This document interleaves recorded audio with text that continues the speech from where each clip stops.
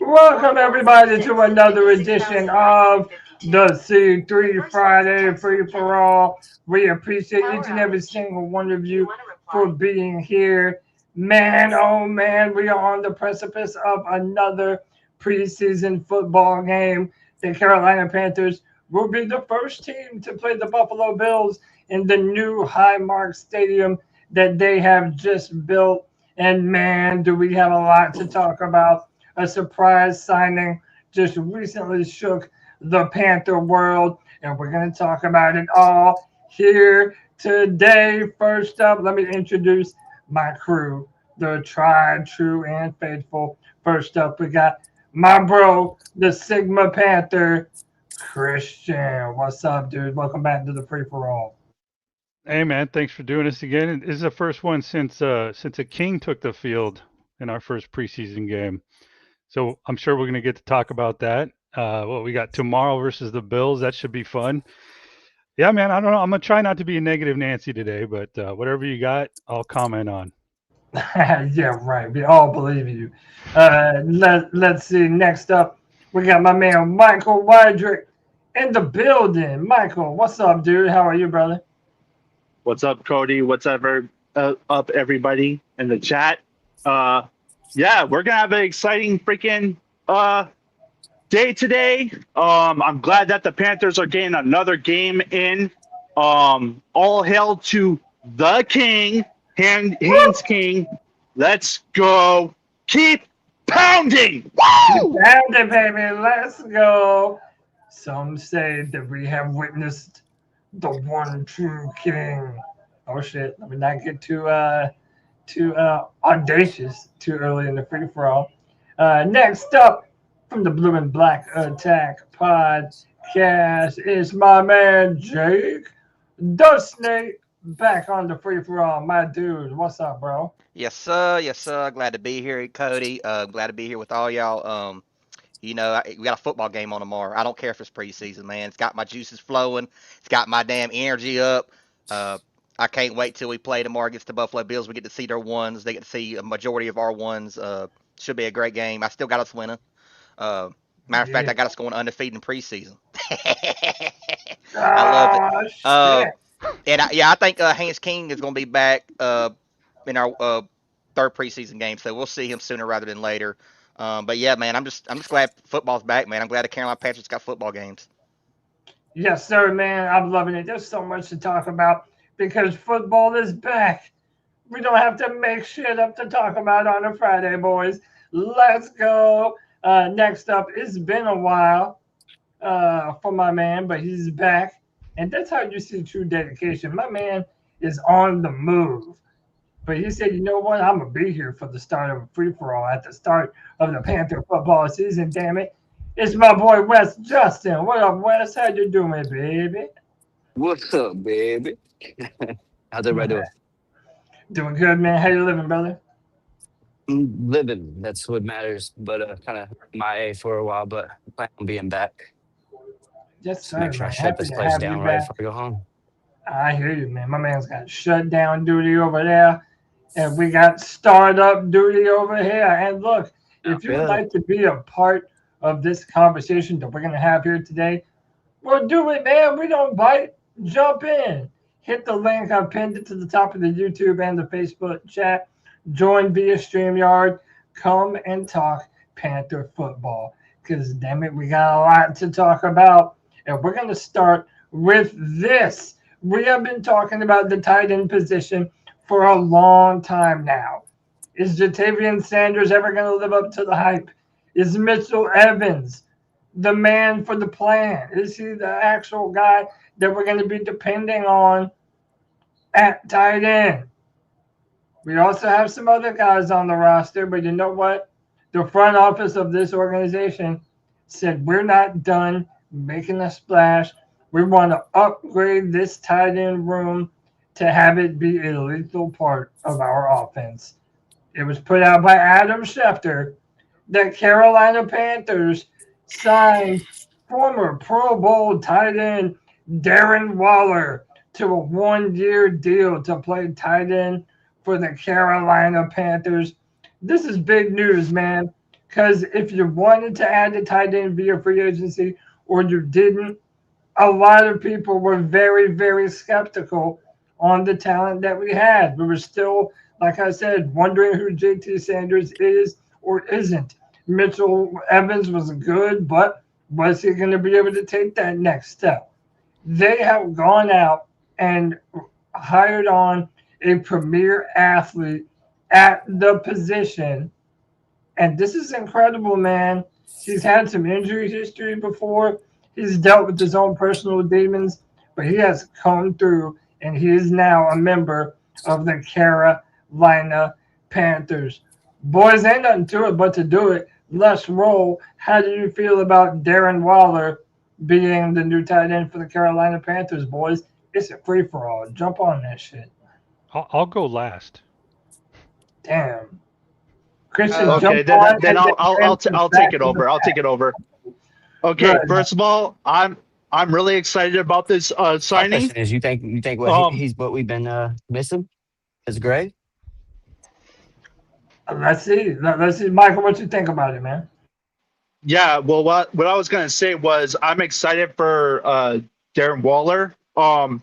He's actually a very good tight end. From what I've been hearing, sure he's may have had trouble with stuff in the past, but that's all behind him now. And I think we actually got a very valuable pass catching tight end right now. And I'm going to say right now, if JT Sanders doesn't step up and make incredible plays this year, I'm sorry, but he might be out the door if it doesn't pan out for him this preseason. And, Mitchell Evans, he might be the next guy that will be contributing to this offense. And I don't know if we even keep 4 tight ends at this point. I don't know who would be the odd man out other than like JT Sanders. Like, I want to see that guy succeed somehow, but if he doesn't, then he's probably more than likely out the door during roster cuts. Yeah, well said, man. I really to me the fact that we did this is the organization saying we want better. We want more talent and a more viable threat in this tight end room. So they did this for a reason. Let me welcome in Poppin from the Put Them Paws on Them podcast. Pop, what's up, brother? How you doing, man? What's up, y'all? I hope my background is not too noisy. I hope not. No, I don't hear anything, bro. You're good. I know y'all got a conversation going on, but I want to say, Cody, you didn't have to slay those guys the way you did earlier today on Twitter in that conversation. I listened. Yeah, you, Professor X, them all through that conversation. Yeah, Good man. job. Omega level mutant out here in these Panther Twitter streets, bro. You already know how it is. Hey, man. Talk about Darren Waller, bro. What you feel about this? The organization decided we wanted an upgrade, and they went out and did it. Now, my man is 36 years old, and he decided to put away a burgeoning rap career to come back and play ball. So, how do you feel about this, bro? I see. I keep getting different ages. I hear he's 33, about to turn 34. He's You say he's 33, 30. about to turn 34. I don't know why people keep saying 36 too. Yeah, It's even in the man, media. Man, I just believe the lies that people just be Yeah, it posting definitely. on Twitter, man. Yeah, That's I true. guarantee you got it from Cody, the that is media, true. Cody. Shut up, Christian. So what is he? 33 He's or 33, 36? turns 34 later That's this year. okay. All right, that's not he's bad. he's definitely an upgrade.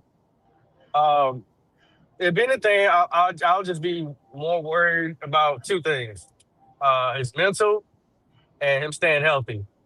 I don't think we would abuse him as much as we did like Greg Olsen, who was always out there. You can definitely use him as different situations. I also worried how committed is he to blocking as a tight end in our system. You got to do some blocking. So I'll be curious about what's his feelings on that. I mean, he would be the best tight end we got in the room. I mean, I'm gonna throw it out there. Bryson Tremaine, you're probably gone. Felipe Franks, you're probably gone. Yeah. Um, when it comes to our room, that's when it gets a little tricky. I don't think Jatavian. We might carry 4 tight ends. To be honest with you, because they get banged up so easily, so quickly that they might just carry 4. Yeah, bro, And he is light for a tight end. He's only 240 pounds, so he's not that big, but he is tall. I mean, he's look, like 6'6.5".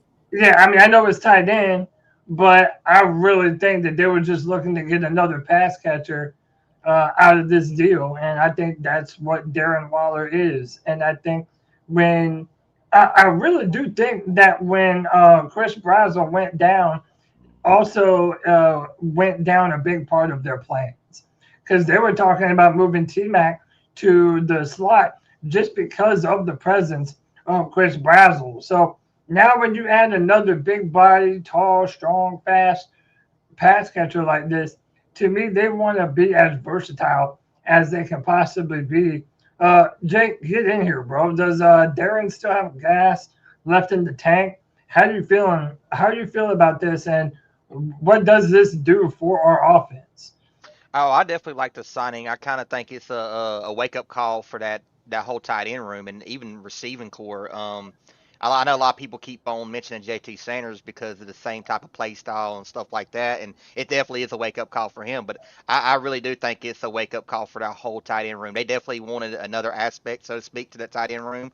I think Darren Waller comes in. I don't care if he's 33, 34, whatever. He looked good he killed us last year. I mean, with the Dolphins. So I mean, he's got a little bit left in the tank. I don't think he's going to be an every down tight end. I do think you're going to have to limit his snap count, his snaps. I mean, and you got to just Yeah, keep him healthy, man. If we somehow reach the playoffs and we got this man still healthy, he's a weapon. I mean, he just is. I mean, he's going to draw the eyes of the defense, having him out there with Nilo, Coker, XL, him. I mean, it's just there's going to be a lot of eyes on these guys, and you're going to have to game plan for them. Uh, yeah, I don't see him, like I said earlier. I don't think he's going to be like a 4 down tight end. He's just going to be limited, and just you got to keep him healthy. But shout out to Daryl Bevel. This is a Daryl Bevel guy. That's our link to him, really. I mean, yeah, Daryl Bevel was. Yeah, I'm pretty sure they went to Daryl Bevel and asked him about him, and he definitely you know praised him and told him that he's a good player, man, and he would be an asset to our offense. So shout out to Daryl Bevel. I mean, this is one of his guys. yeah. No, hey man, it's all about who you know.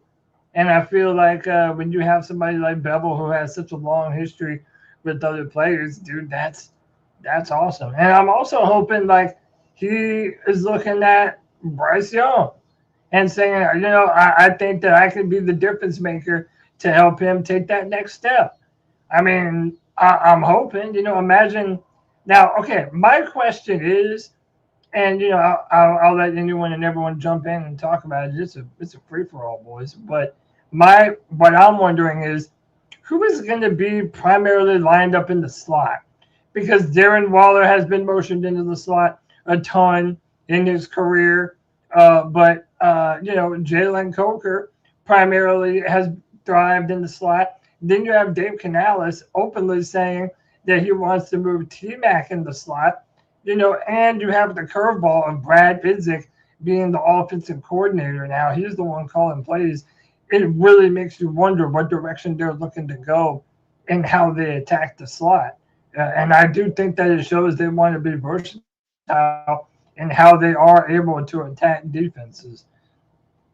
So Cody, I'll chime in here. I'm just gonna file this one as like I just have to wait and see. I have no reason to be excited for this signing. I think he's just been going downhill for the most part since 2020 when he was with the Raiders. I just think that I think our fans have just been a little starved for some good tight end play. But here's the problem is that I don't think we really utilize our tight ends that well. I don't know who's out.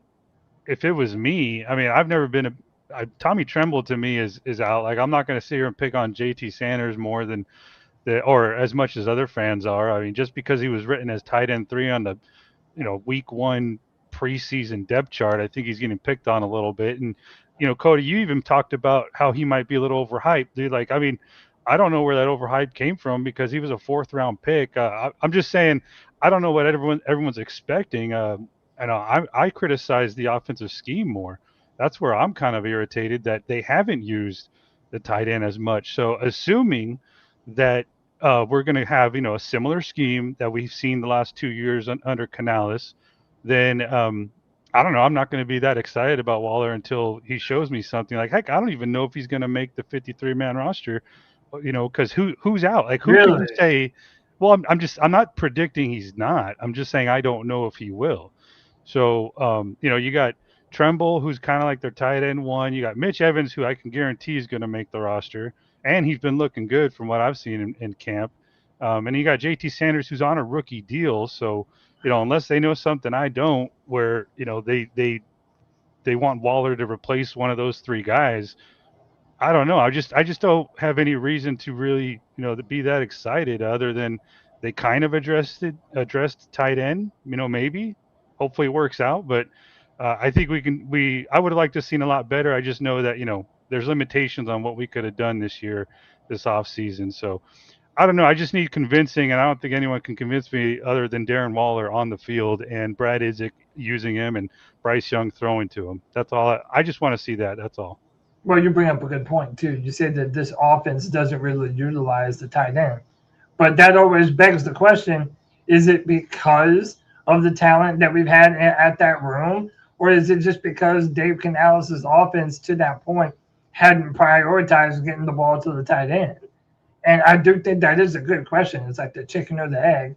Why is that? But I don't know. Like, to me, if they were comfortable with just Mitchell Evans and JT Sanders and Felipe Franks, they would not have made this move. And I still maintain that if we didn't go Monroe Freeling in the draft, that it was a possibility that had he been there, the Panthers would have drafted Kenyon Sadiq, the tight end out of Oregon. So I don't know, man. I'm Like, so glad they didn't. yeah, I know he's been hurt, right? Is he not? I don't even know what his status is right now, but he looked good in college. But I thought they would add another tight end. Go ahead, Jake. I thought it was interesting that Dave Canales mentioned the Chris Brazzell injury when he was talking about the Waller signing. That just kind of shows me that they're going to put Waller maybe on the outside too, and put Nalo, like you mentioned, they was working Nalo in a slot. Well, maybe you could put Waller on the outside, put Nalo on the inside, and you put Coker on the outside and on the other side. So I mean, I do think this definitely helps the playbook being open more, so to speak, especially when he was talking about Chris Brazzell. I think it's an asset. As long as I think the health factor, he's just got to stay healthy. If he stays healthy all the way to week one, I think for sure he makes the 53-man roster. I don't think you sign somebody this late not to make the 53. Yeah, same. I mean, that's pretty much what I'm thinking. It's kind of to the point where bringing in Darren Waller, like I already alluded to, they're telling you what they feel about the tight end room. And that doesn't mean that they don't like Mitchell Evans, but they wanted a real threat at the position. And I kind of feel like Darren Waller and Kyle Pitts are built in the same mold. And all I mean by that is that they are technically a tight end, but it's like you're more utilizing them for their receiver abilities. And I think that's fair. And I think that, again, I'll reiterate, I think that this is also a lot to do about Chris Brazzell. They lost a big body target with a big time catch radius, and they don't have that anymore. So they wanted another one of those guys to be able to give Bryce the opportunity to throw it up and have him come down with something. Hey man, if they're going to scheme up something, then great, dude. Like, I'd like to see it. I just haven't seen that out of Dave Canales' offense yet. So yeah, man, I don't know. And kind of, Cody, you touched on it a little bit. Is it more the lack of skill set at tight end, or was it the offense? And all I'm going to say is this: is last year our leading receiver had what 70, a little like 70, right around 70 catches in T-Mac. The next guy had 33 receptions in Jalen Coker. So to me, Yes. that speaks more of a scheme that's not working than it is just lack of skills. Because dude, when you have T-Mac getting double teamed, like how are you not getting open? I just think it's more of a scheme thing. Yeah, I get Christian's point too. I mean, and we got to see it though, right? I mean, it's nice to talk about, nice to imagine what this guy's going to look in our offense, but we haven't seen those schemes up yet. I think we are going to see a little bit. I don't know if we're going to see a lot of it because we hardly ever show a bunch of good plays and when it comes to offense in preseason. But I think we'll see a little bit of something by the end of preseason. Yeah, man. Well, Yeah. Well, I will say this though. We just saw Haynes King use tight ends in that hell of a preseason game. And I know y'all worried about Canales, but it's Brad Isaac. Isaac is one calling the plays. Yeah, it is If, Izzy. if, if Brad Isaac is scheming up where he's devising a plan to be able to use a tight end the way Haynes King was throwing to him, we may not have too much to worry about. Yeah. Hey, it could be, man. Then Like, it'll just come down to the quarterback throwing the ball to him. I mean, I I don't actually know, think man. it's more Brad Izzik and Daryl Bevel than I do Brad Izzik and Canales. But it's definitely going to be Brad Izzik when it comes to play calling. But I guarantee you he talks a little bit more to Daryl Bevel when it comes to certain schemes, certain plays than he does Canales. Yeah. Well, and again, I think that just based on the small sample size of what we saw, dude, that was a pretty well run offense. Again, it's vanilla defenses. I understand that. But man, like I really did like what I saw in terms of the play calling. And by the way, we well, also got our resident Bills fan in the chat, Sean Kula. What's up, dude? We're gonna talk about that game here in a minute. If you want to Well, jump in and join, yeah, absolutely, go ahead, man. see, Christian, then we'll get in Justin. well, I was just gonna say that Cody, you just said that the offense ran well, but it was against second, third stringers, but it was ran by second and third stringers. So, to me, that's probably like a really good time to see what kind of offense is. And I liked it. I ain't gonna be a negative Nancy here, man. I liked what I saw after the first couple drives. That's exactly what I want to see. Even if that's vanilla, man, I don't even want to get too fancy. That was efficient. That was spreading the ball. I don't know. It made me feel warm and fuzzy watching that on last Thursday. Yeah, it might have been Ah, vanilla, but it was French vanilla. You know what I Well, mean? It's a but little. but Van, you're a yeah, yeah, Panther. You're a Panther. You by, should be warm and fuzzy. I mean, come yeah. on. I mean, by yeah, vanilla, I meant like if that's their basic playbook that they don't want to show too much, and that's just what Haynes King knew so far, and the rest I'm of the fine offense with it. been I'm great. with you. Yeah, yeah. Yeah. That was bro. nice. My feelings are so hurt that we're not going to be able to get to see more of the King this Saturday. Ah, devastated, man. We'll I'm see him the hoping week that his after, though. injury, yeah, 100%. I'm hoping that it's not going to be long. His it was a hamstring injury that I know he's dealing with. Apparently, he got it on that last play of the game. But I don't know, man. We got a lot to look forward to right now. It's been a minute since I was this excited about everything going on in Panther Nation. Let me get my boy Wes Justin in here. Wes, what do you make about that Darren Waller signing, bro? He might be driving. I don't know if he can come to the mic yet. All right, we'll wait. I know he's going home. He's going to get on his computer and give us that sultry voice. Next up, Panther Pickle back in What's the up? building. He survived the power outage. How are you, bro? Well, my power's on, my internet's out, and the text likely won't be here till tomorrow. So this sucks. Damn. Ah, shit. I was gonna watch my football and chat with y'all, but now I'm fucked. So anyway, Yeah, that but sounds like our I'm power on my company. phone. Right, I'm on my phone. So Yeah, man. What? Nah, we hear you. That's serviceable. So, that's it. hey, man, tell us, Darren Waller signed by the Carolina Panthers. What does this say about what the front office felt about our tight end room, and just in general, what does this mean for Carolina? What does this do for us? Well, I tell you what, in my opinion, Um, you know, um, at first I was really surprised. 'Cause I've been telling people that the Panthers don't really intend to need a tight end to receiving, so they won't need it. But it kind of matched up with what a few people, they have been running the 13 personnel where, you have 3 tight ends and a wide receiver and a running back. They've been practicing that a lot. That tells me that they're not impressed with that. And and I know Sanders doesn't like it because he told me that on Twitter. But if you look at the situation, and a lot of people say don't pay attention to the preseason depth charts, but under Dave Canales, here's what you should do. Understand when there's somebody's in a competition, what's happening. Sanders is in a competition with Tommy Tremble and Mitch Evans for the starting tight end job, right? Yeah. Since he's a number 3, and right behind him is Frankie Louvu. And then they go ahead and sign Waller. Frankie Louvu. So no, you mean no. What did I say, Louvu? I was trying to. On my Madden game, I was trying to get Frankie Louvu, so I'm stuck here. So anyway, Frankie Flippy Franks. Now here's my calculations, and y'all, anybody, and I'm not looking at the chat, so y'all could tell me if I'm wrong. So let's understand this. Tommy ain't going nowhere, right? Mitch Evans ain't going nowhere. Mitch Evans ain't going nowhere. And we know they just signed Waller, or they're going to Monday, so he ain't going nowhere. That's 3.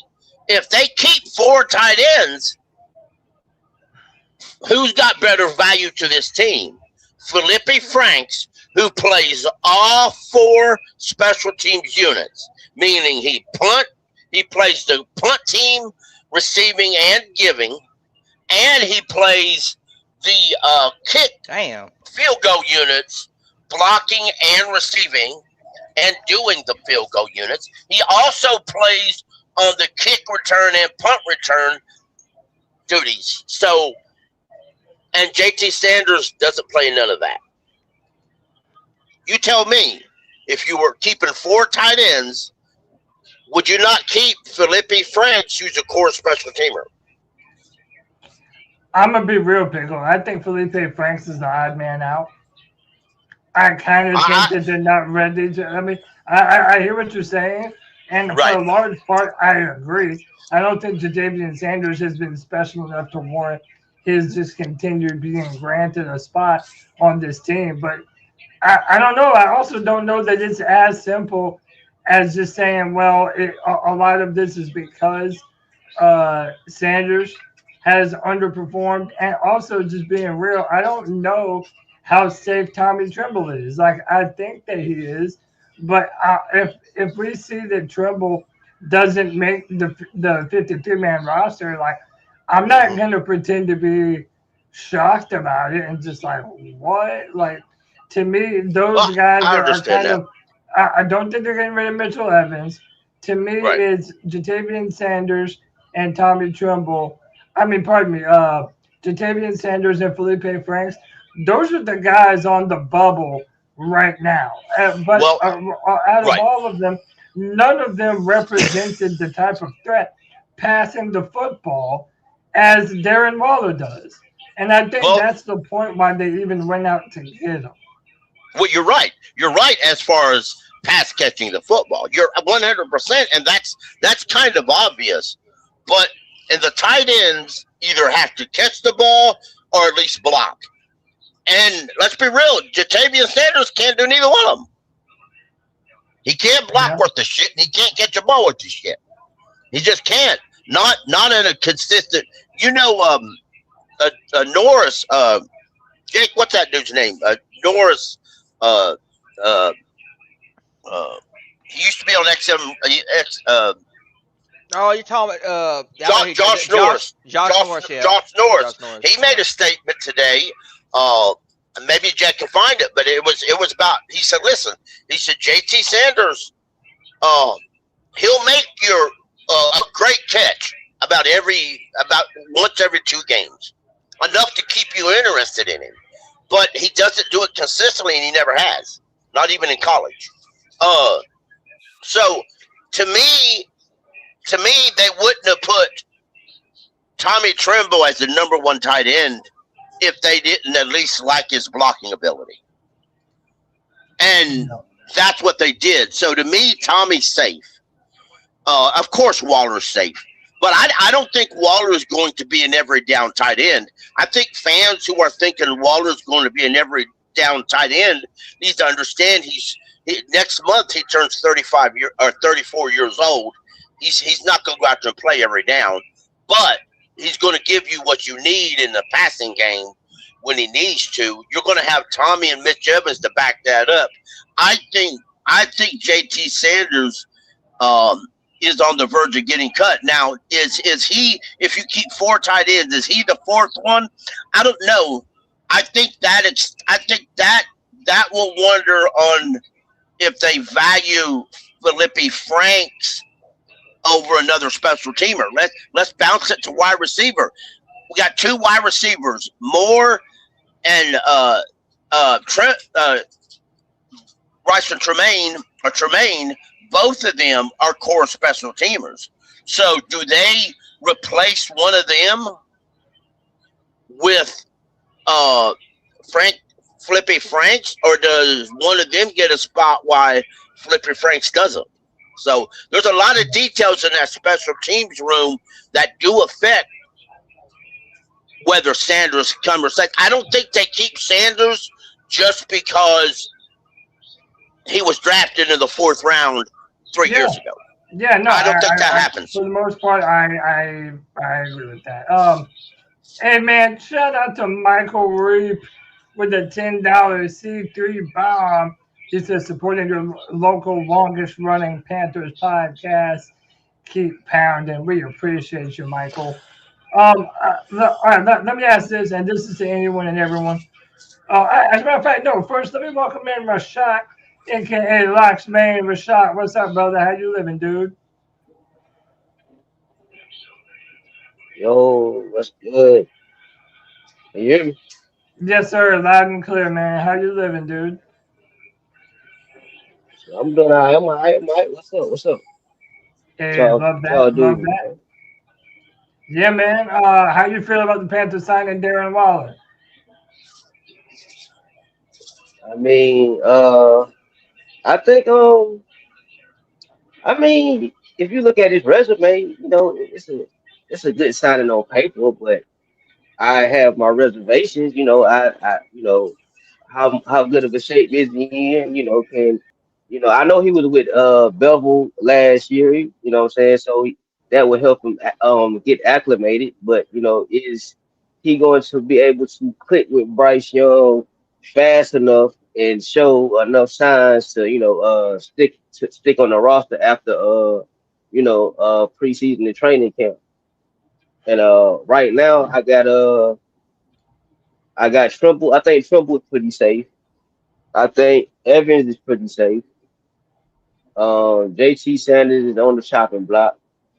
And of course the rest of the guys on the chopping block. But if I had to keep 4 right now, Waller, I think he's a camp body, but I don't know if he would come here just to be a camp body, or if they had a discussion and said he had I'm pretty sure he had I'm pretty sure he knows he's gonna have to compete, and he just can't just lollygag through training camp or whatever. But I have to see how he looks in these practices coming up, and he still got to do the physical and stuff like that. But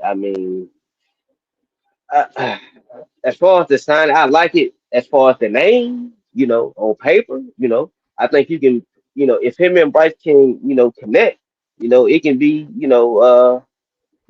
it can be something to behold. But right now, I still got to see. I don't know.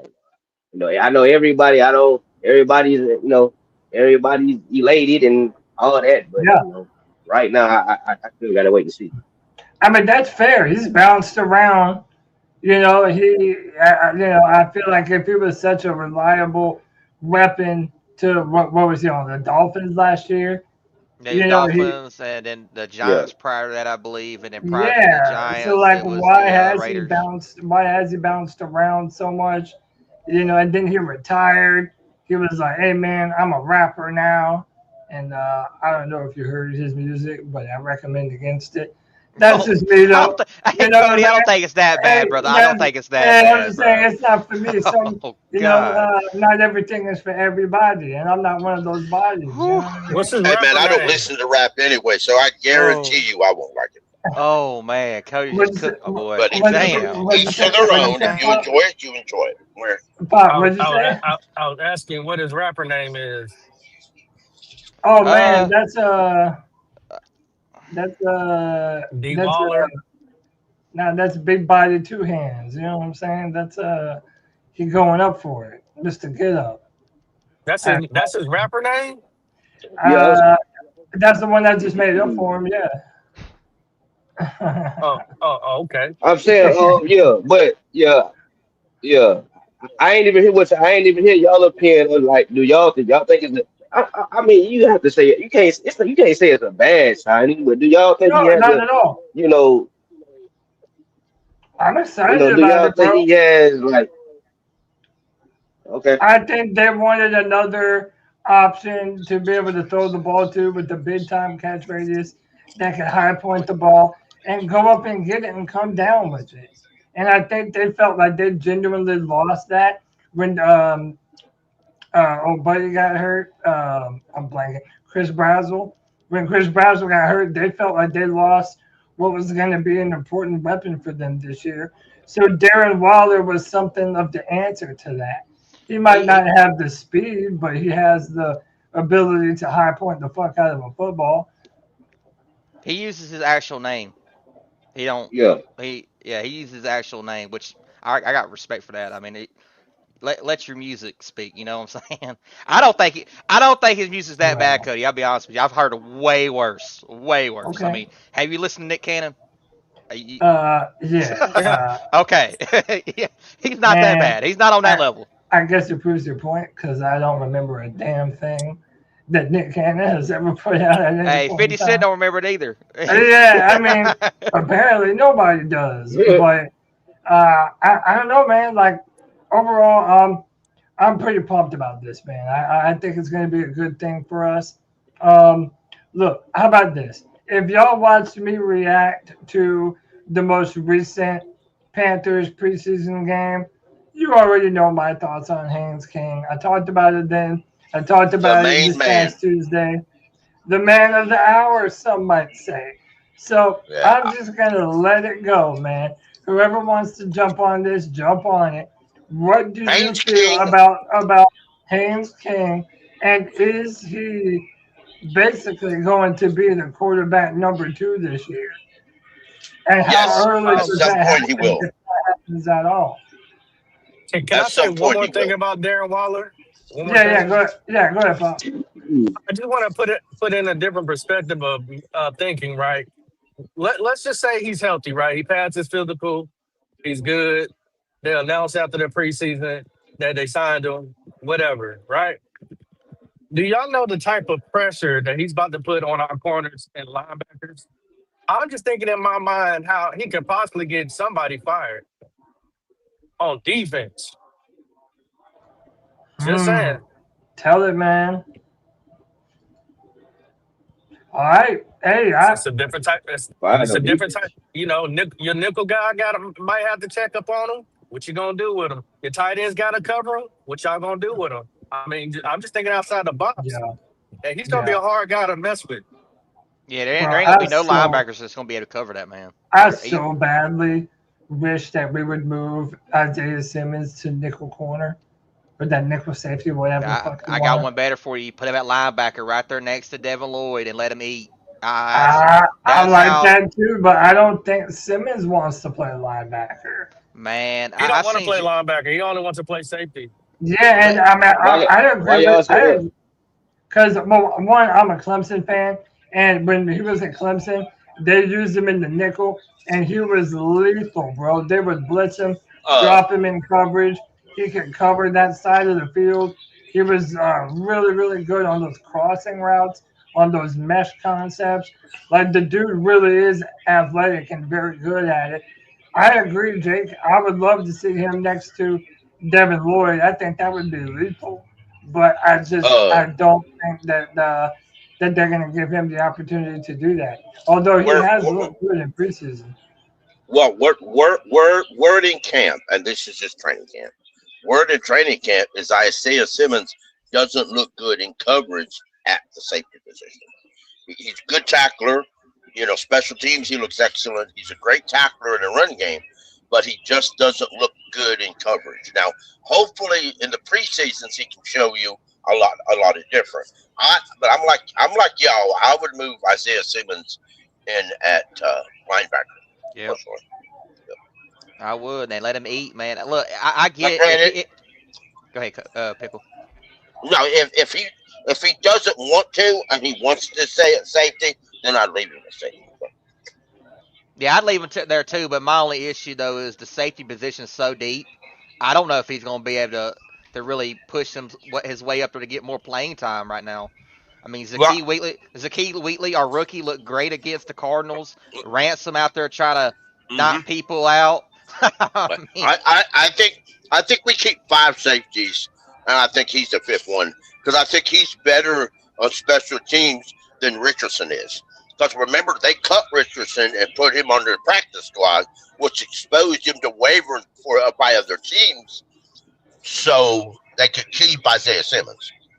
So yeah, shout you out know, to Damani though, man, because he's definitely on the bubble, I think. But the other day he did have a very clean interception that I've seen. right?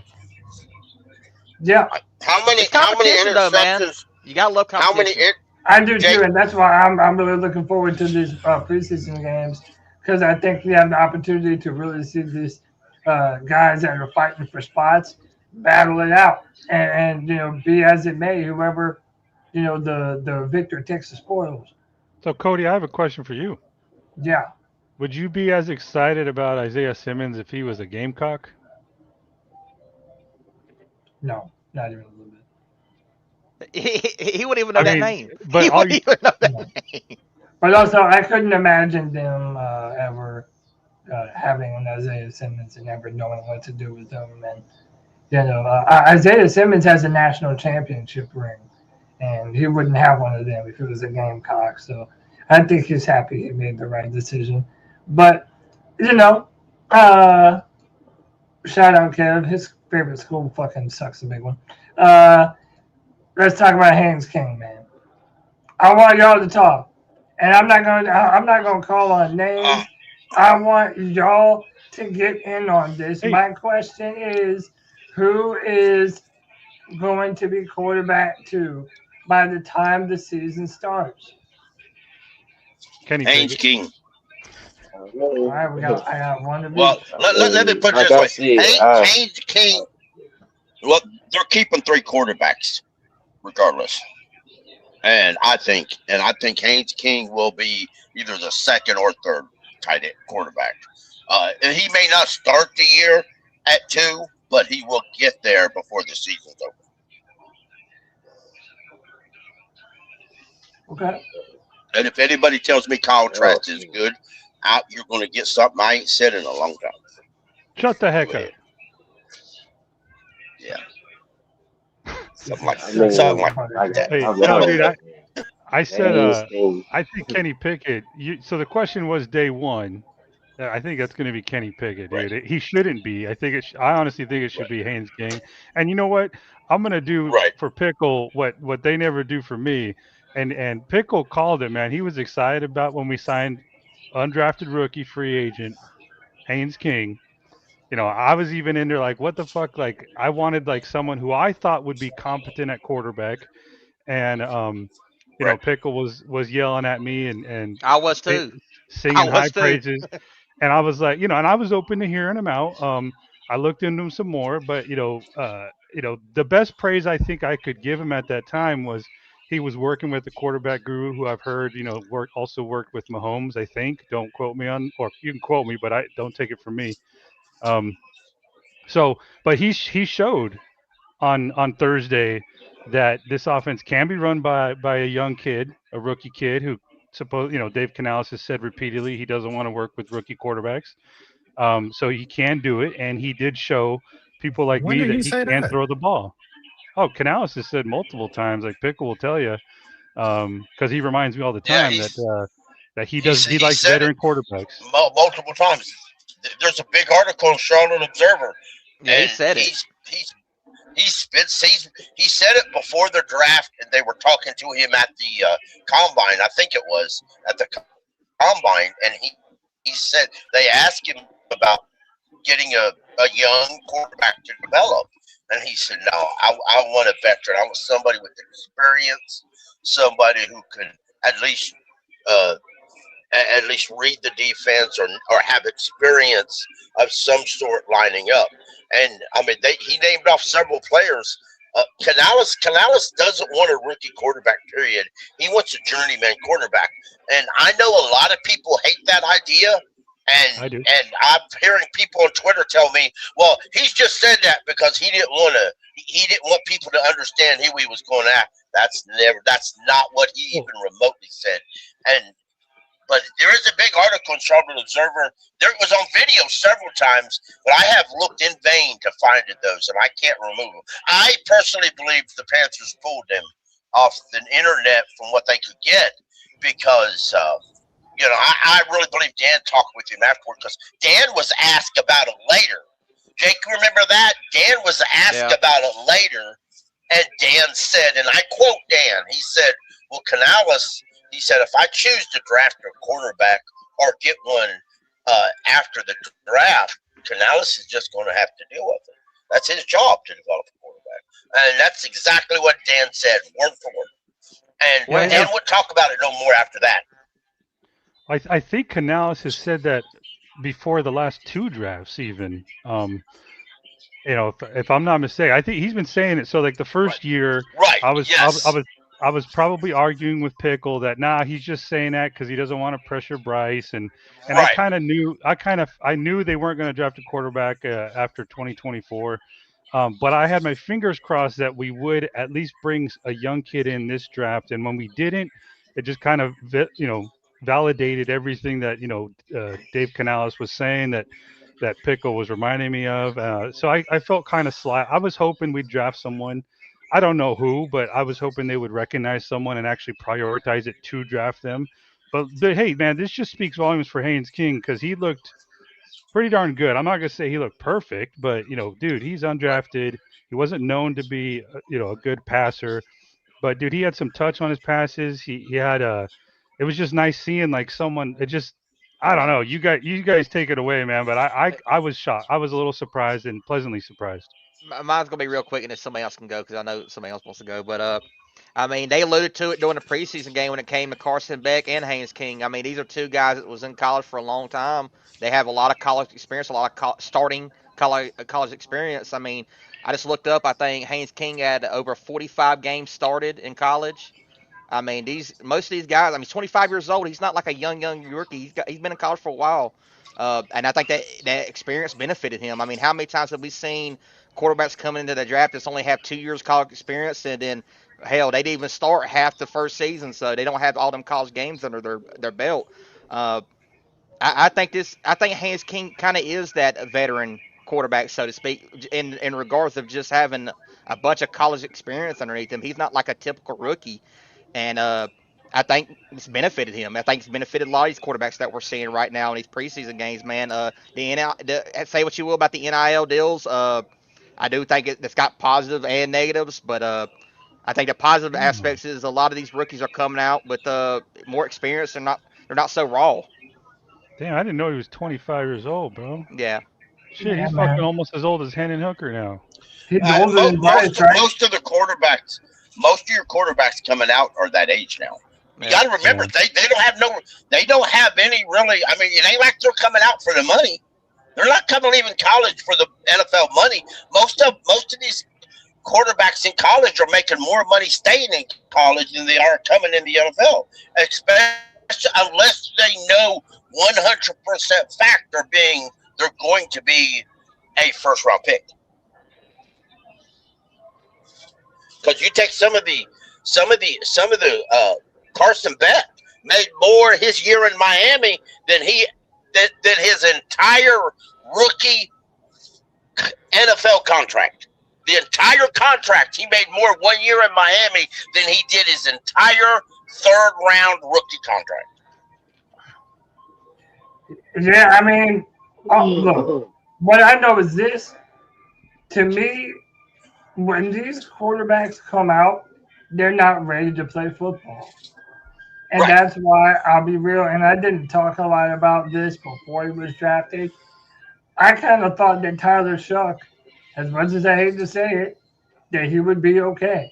Because even though he had some injuries, and that was always the biggest question around him, that because he's played so much football and because he's been around, that he had more experience. He was more adapted to shit. Hey, somebody got to turn down Andy Griffin, bro. We know who that is. Yeah. We all know who that is. Pickle, turn down Andy, bro. Come on, man. All right, there we go. Classic, though. But, Classic. classic. But what I'm saying is this. I don't mind it when you have an older quarterback. So Haynes King started at Texas A&M. He started for a little while. I think he looked good. Then the next year he got hurt. Then the next year he tried to come back. He got benched. Then he transferred to Georgia Tech. And he was I believe he had the most rushing yards of like any college quarterback the last 2 years. Like the dude can move. And one of the things that I was saying to Pop on his podcast, shout out, put them paws on him. I was telling them that just because a quarterback is having to operate a certain system, and that system isn't necessarily NFL ready, it doesn't mean that quarterback isn't capable of running an NFL style offense. He just wasn't asked to do so. So, judging on just that alone, and that last preseason game, I saw a high-powered arm talent. I saw the ability to extend plays, move outside the pocket. He's more than mobile, and he seemed to have really good control of the offense. Lastly, but not least, he seems to have that clutch gene. Dude, when the game was on the line, that motherfucker and that offense marched downfield and put the ball in the end zone. I love that, man. I see nothing but potential. I don't know what's going to happen. I am not a fortune teller, but I sincerely hope that Haynes King is the quarterback too going into the start of the season. I have no interest in trying to develop Kenny Pickett any further than what he already has. No, man. I'm not interested. No, man. I'll just say something I've said 100 times. I mean, man. Like, I'm not, No, go ahead. I think we're on a delay here. No, well, like I said, man, like I want to see more, huh? No, go ahead. Like I said, I want to see more. Yeah, I still want to see more from him, you know. But as far as Kenny Pickett, I'm not the biggest Kenny Pickett fan either. So I mean, if he hadn't, if they did decide, hey, to get rid of Kenny Pickett and let Haynes King, be that number 2, if he continues to play the way he looked or similar to the way he looked during that preseason game, I'd be okay with it because I remember a guy like a Tony Romo, an undrafted guy like Tony Romo, he was like the backup for a year, and but I'm not worried about picking Bryce spot at all. So I'm not saying that because I believe Bryce is gonna be good this year and get a new contract. But if he can come in and be number 2, I'd be cool with that. If he continue to play the way he's been playing. I mean, I don't know. Like, why do I feel like, God forbid, if something happened to Bryce, I feel like I would be more apt to be pulling for a Haynes King than I would a Kenny Pickett. And obviously, I'm going to pull for no matter who the quarterback is for the Panthers, fucking obviously. But I don't know, man. I also love that he's a physical talent. Not only does he have the big arm, but the dude can run. So Shout I out to love Bryce that. Young too when Haynes King scored that game-winning rushing touchdown when he ran it in. Uh, Bryce Young was one of the happiest people on the sideline, dude. I mean, I'm glad that they got a great connection already. I mean, and I do got Haynes King being our number 2 sooner rather than later in the season. Yeah. Yeah, I'm gonna say right now, Haynes King is my quarterback number 2. But don't be surprised if Kenny Pickett somehow comes out and just looks a lot better. Well, I shouldn't say a lot better, but if he comes out and performs in a decent way, that would impress us a little bit. But yeah, I still have Haynes King as quarterback number 2 right now until proven otherwise. Because yeah, I mean, we got 3 more preseason games to go. But if Kenny Pickett still looks like the bum that he was in the first preseason game, which was the Hall of Fame game, then yeah, he's more likely out the door. I would be fair. I'll rewatch that game because with NFL Plus, I can rewatch the game, and I rewatched that game, the Hall of Fame game. And I can't tell you when I've ever rewatched a preseason game, but I did watch that one because I wanted to see some things. Ezekiel Weekly, the rookie safety, was probably the best safety on the roster that night when Ransom wasn't knocking people out. Wait. but- Who? Zeke Weekly. Whatever the Ezekiel Wheatley. the rookie safety, you know. And Vic, I swear to God, Hey, man, you don't get to try that name. Hey, anyway. what did he say, Cody? I kind of zoned out. Yeah, I see. Yeah, y'all trying to get me all tore up. Talking on my phone on a pair of headsets. I never used. I swear to God, It was a phone call. I had no idea who you were talking about for a minute, bro. That is as bad as y'all making fun of me because I call Taylor Motrin. Taylor Nah, Motrin. I don't even know if that's worse than calling Felipe Flippy. Yeah, Hey, let me tell you what. Frankie Louvu. Flippy Franks will flip your ass out. No, Give the it up. best. No. The best pickleism is Adam Theoden. Oh Theoden. man, Adam Theoden. I ride with it a lot of times. I'm like, I Hey, can't man. correct somebody on these names. I get something wrong all the time. Hey, you're lucky I even try to say these things. Anyway, he was probably the best cover safety that night. And he's also almost 25. He's 24 years old. So older rookies are just going to happen now with this anyway. But anyway, Kenny Pickett didn't play as bad as initially thought. We were just overly impressed with King when he came out. That makes sense, you know. I don't want to say Kenny Pickett sucked. He really didn't. But with his limited snaps, and then Haynes King come out and look excellent, so that immediately made you automatic like, oh God, this kid has it. Because he did shock people. He shocked a lot of folks around the league. That's why I said if some people still think you're going to sneak him on the practice squad, you're not. You're not. Well, the Panthers had a good offensive lineman last year. They were trying to, or the 49ers had a guy a couple years ago. They were going to sneak on the practice squad, and we claimed him off waivers. We kept him on our roster a full year, and then trained him to line up as center and guard. Then we were going to sneak him to the practice squad, and he was claimed by the Texans. So, right now, when we did that to Jalen Coker, it was like Carolina never finds anybody anyway, so people shrugged it off. People are noticing that Dan Morgan's real good at this, getting UDFAs in. So it's going to bite you. Someday you're going to try to sneak your eye on there. And as bad as the Falcons quarterback look, ain't nobody wants to be online with me, Cody, or Jake if Haynes King gets picked up off waivers by the Atlanta Falcons and plays like a stud. You ain't going to want to hear us. Yeah, I mean, yeah, you're not gonna want to hear us at all. I tell you what, if they blow that opportunity, and for whatever reason they cut Haynes King, I'm gonna go and literally kick someone's ass, and I can't even throw a fucking kick.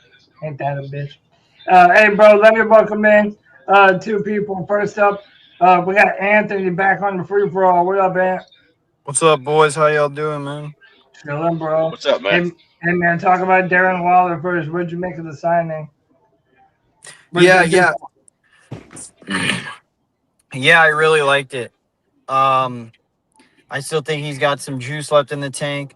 Obviously, I think he's going to be, still a part-time player, but he's going to help in the red zone, and he's going to help on third downs, and he's still a vertical threat. And he's pretty fast off the line of scrimmage still. I was watching a breakdown.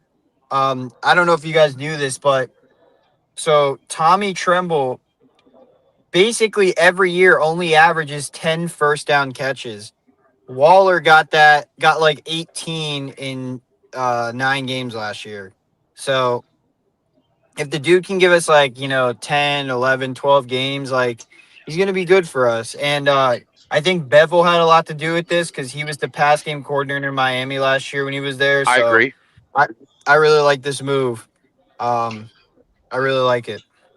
Yeah, if I can throw something real quick, Anthony, I agree with you. I knew that about Tommy Tremble, though. And the one thing I'll say about Tommy, I like Tommy, but Tommy's never been a number one tight end. Or he's never, I don't want to say he's never been number one. He shouldn't. That's not his skill set. You know what I'm saying? That's by far and away not his skill set. Tommy, to me, is a traditional number 2 or 3 blocking style tight end that'll give you a ball every now and then. He just line him up at the number 1 and use him as a number 1 tight end. It's just coaching malpractice. So Yeah. unless man. you're running a John Fox offense. So Hey, real quick, bro, Justin, I don't mean to put you on the spot, boy, but look at that fucking man. That's a professional. That's a professional gamer right there. That's a setup I dream of. Bro, I've been working. All right. oh boy, got that cave going. That's That's fire, bro. That's The fire. neon signs and shit. Damn, Justin living his best life out here, bro. Appreciate it. Oh, bro, that's what's up, man. I'm proud of you. Shit. Justin's obviously not married. That's the key right there, bro. Yeah, that's the key. If you was married, you wouldn't have all that up there. Hey, that sounds like a reason to not get married. If I'm being very You're right. Yeah. Hey, Justin, talk to me, bro. Darren Waller on this team. So we started with Darren Waller, and then we moved on to talking about Haynes King. I'll let you rap about whatever you want to rap about, bro. What you want to talk about, man?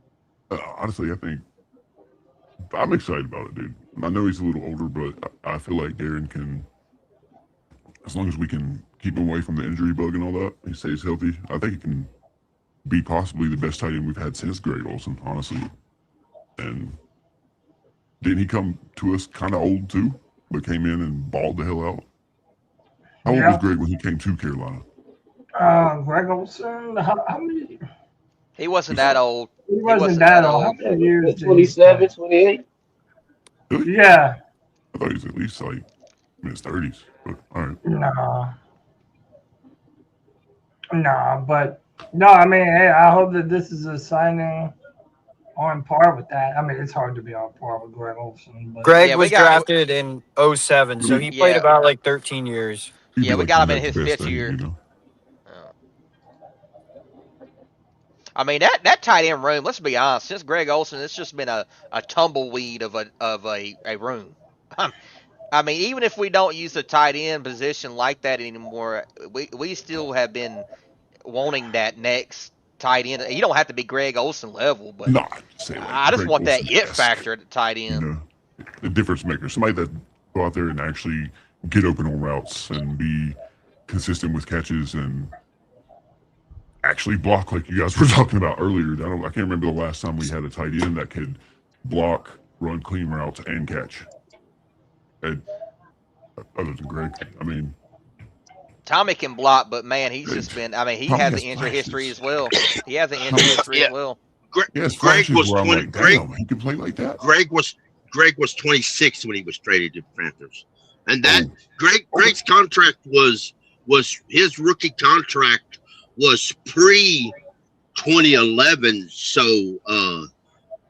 he was pre the rookie salary cap didn't exist when he was drafted. Damn. Damn. It's the nicest way you can call him old. Yeah. Yeah, I watched some clips on Greg and Luke today on Facebook. The honest place I ever thought I'd see them, and they were actually lined up in their football stuff, teaching their kids to play football, blocking, and it was really cool. It was really cool to see Greg and them two boys push Luke about 10 yards downfield as he was trying to block him. And it wasn't working.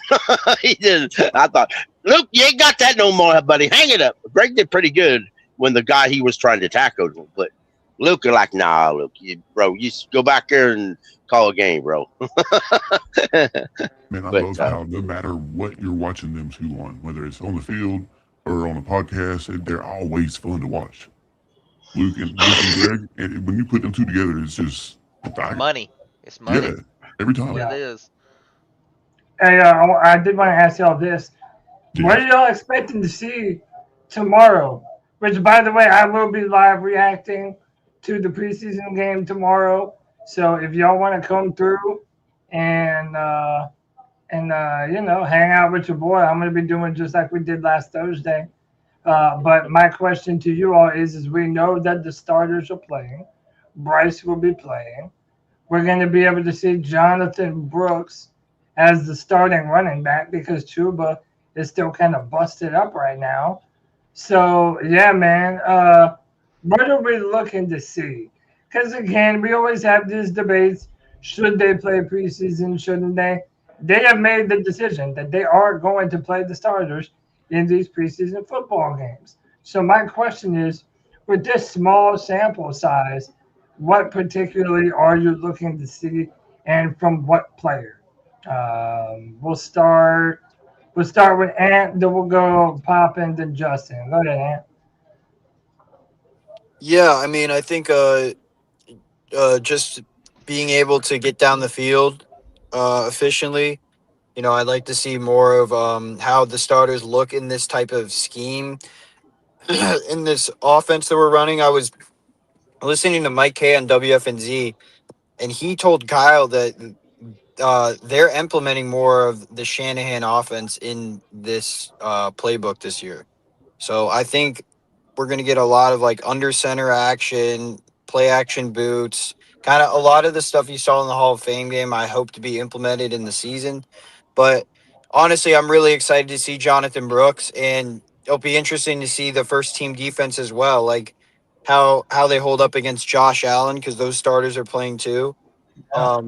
But yeah, I mean, hopefully a good drive or two from Bryce, so. Yeah, no, easy. A good job. I mean, a good drive from Bryce. I want to see him be deliberate with the football. I want to see him push the football.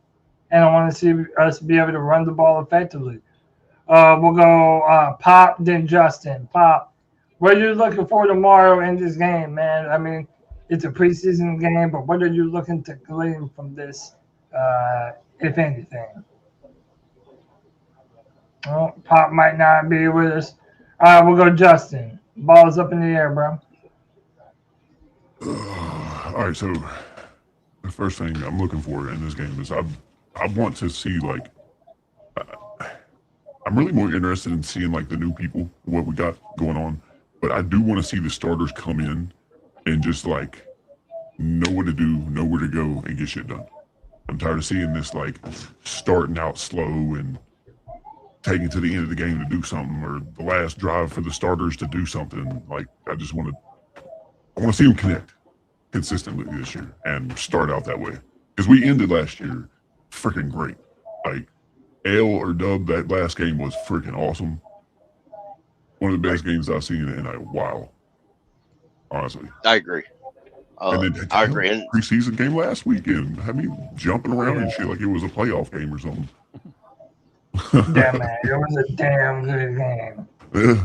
and, I think that and was the best all the preseason game I've ever seen. right. I agree to what I that. was And all the beat reporters keep repeatedly saying to themselves or to fans how great this offense is looking in practice. And I've started to reiterate something I heard a long time ago. Practice is great. Practice is fine. Practice will give you another practice and another opportunity. But eventually you have to bring practice to the real NFL football field. I'm shouting out some of these players, Panther players, who practice great, but for whatever reason can't translate that to the field. It's now or never. Bring it to the football field or it don't exist. You know, Kerry Colbert was a great practice quarterback, wide receiver. Uh, you know, and there I can name a whole bunch that were great in practice, but they couldn't translate to the regular field. And I don't Yeah, believe Dan Morgan and Dave Canales are going to keep you around long if you can't translate that to a meaningful game or even a preseason game. yeah. Jake, what do you want to see from this game, bro? Uh, somebody said it. Comment it's up there actually. I want to see us come out healthy, man. I mean, I know that's cheesy and corny to say, but we No, can't afford no injuries. We really can't. So that's the hopefully we best come out. thing to say, bro. Yeah, let's Yeah, hope we we got too come out many this game as it is. injury free. But I'm really looking for us to attack the Buffalo Bills as corners, man. I think we have better wide receivers than they do corners. I think we should go deep. I've been asking to see some couple of deep balls for a while now. I want to see Bryce Young just sling that thing. You know what I'm saying? Yeah, but slang that thing. but I'm very interested in seeing that game. But knock on wood, hopefully come out healthy. Hopefully the Bills come out healthy. I don't wish injury on nobody. I do wish misfortune on our division opponents, though our teams in our division. But I don't wish injury on anybody. I'm just looking forward to the game, man. I'm just want to see another Carolina Panther football game. Uh, Going back to that Hall of Fame game, though.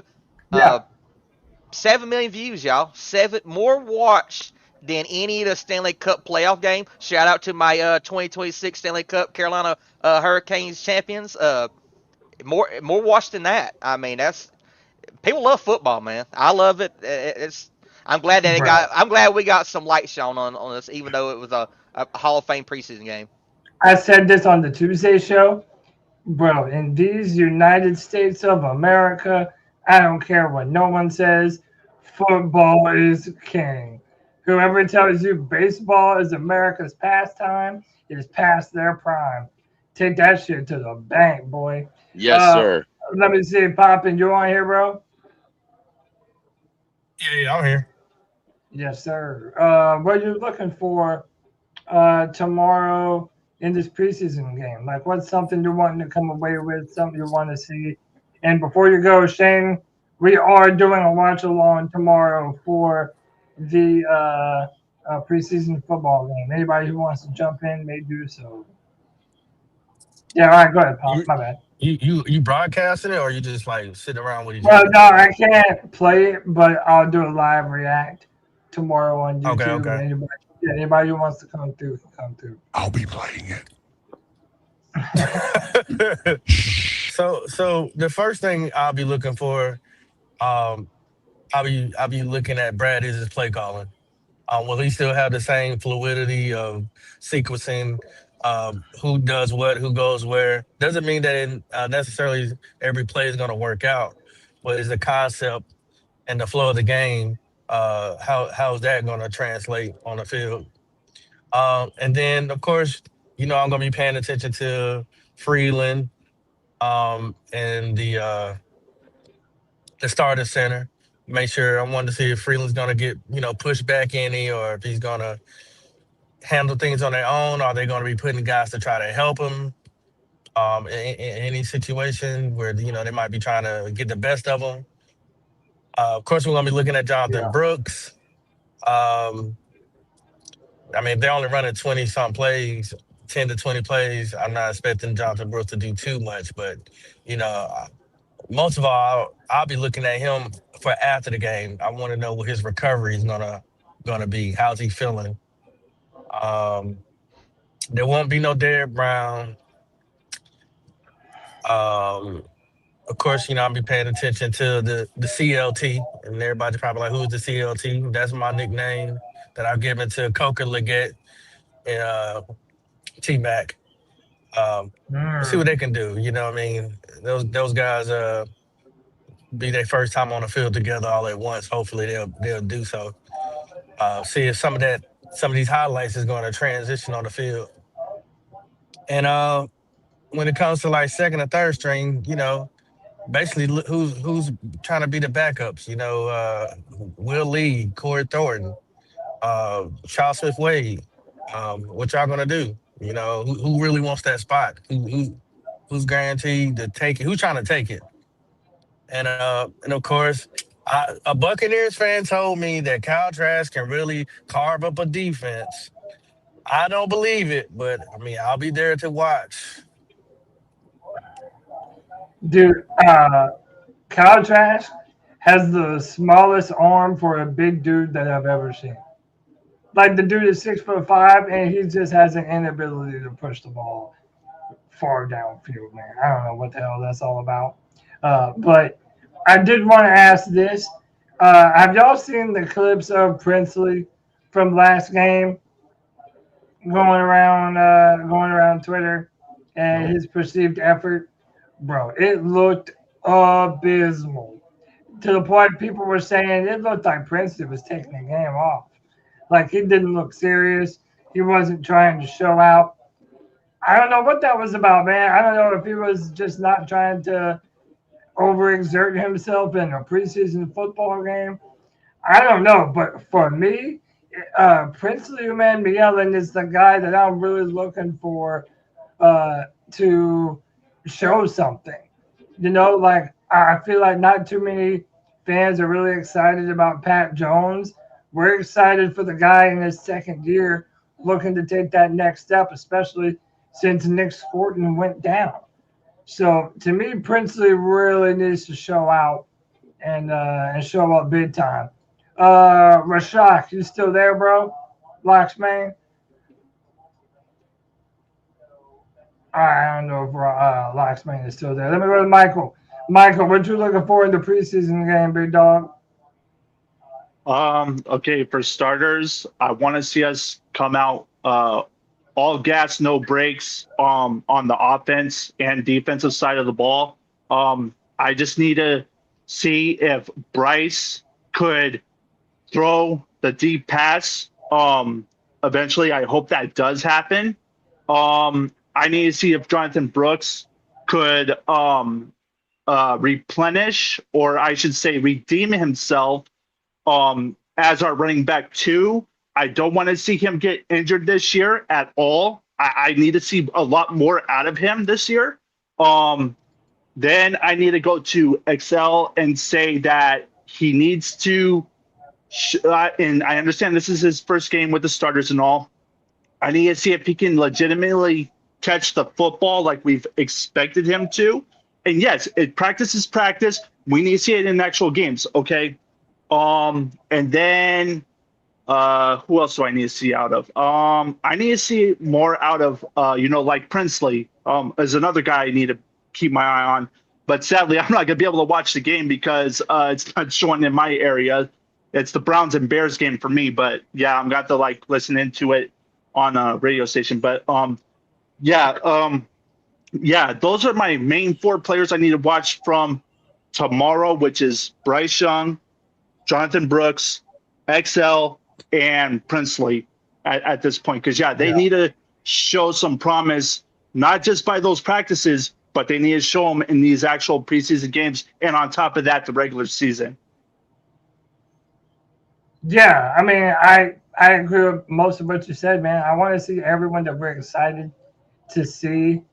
I want to see them fucking do their thing, man. I want to see them step up in a big way. I think that's important. Christian, what are you looking for, man? What do we need to see in this game? Man, I think everyone's points were on point. You know, you guys made some great points, every single one of you, man. I agree with all of them.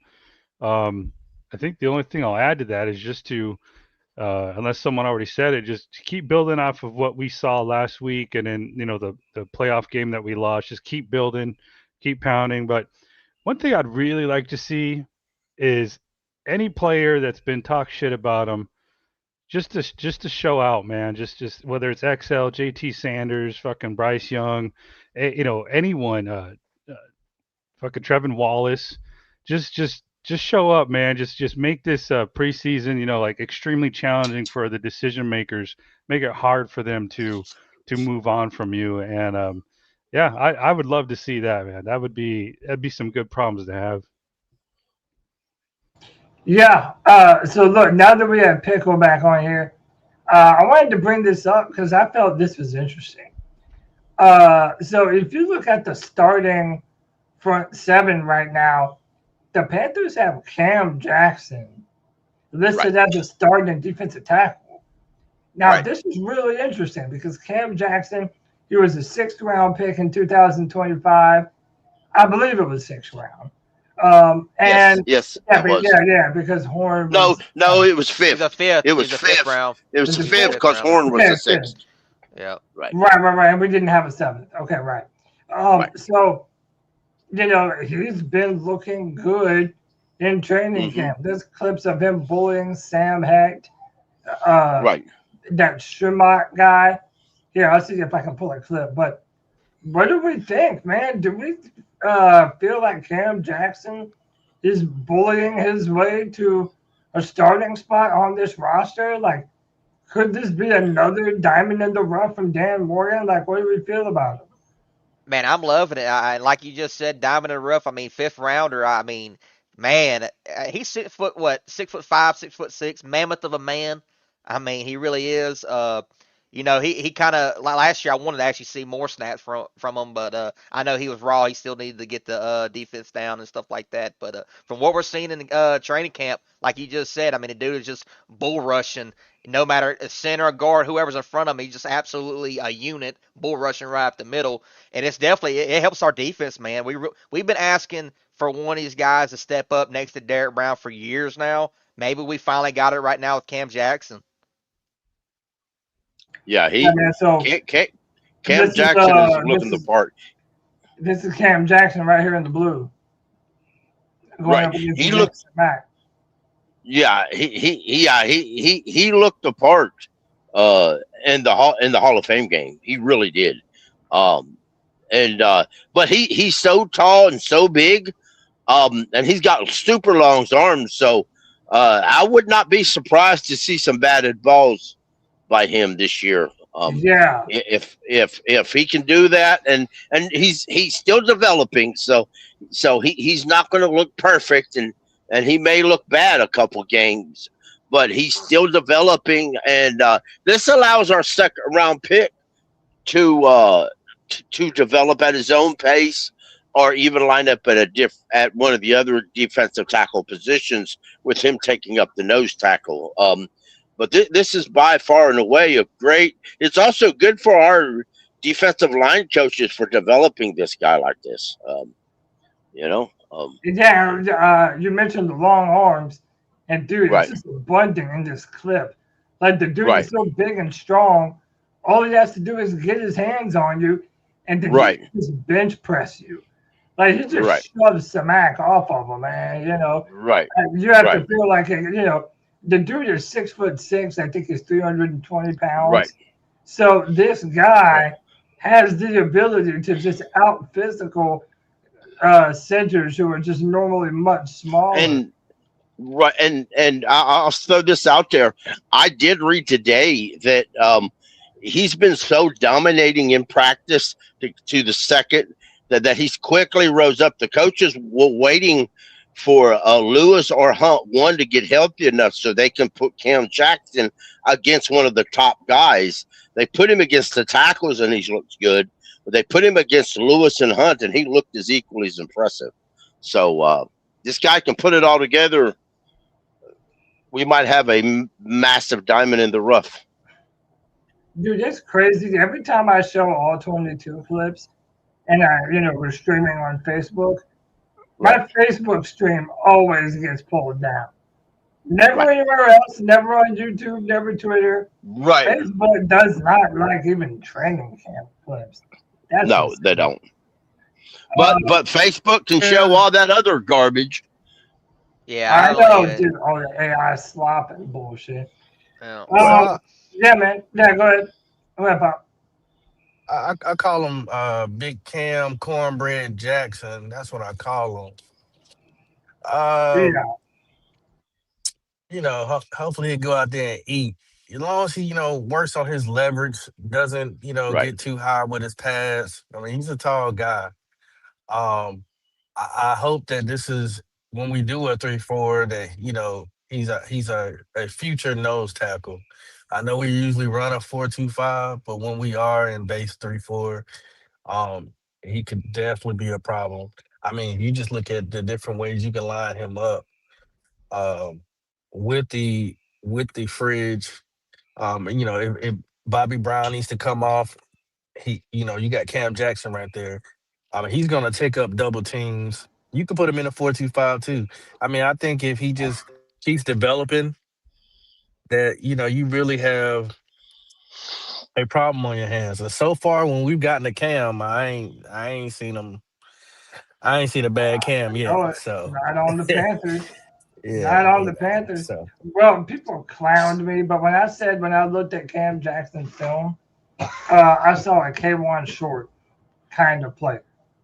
And people got all upset and bent out of shape because he's a fifth round pick or whatever. But I see a lot of similarities.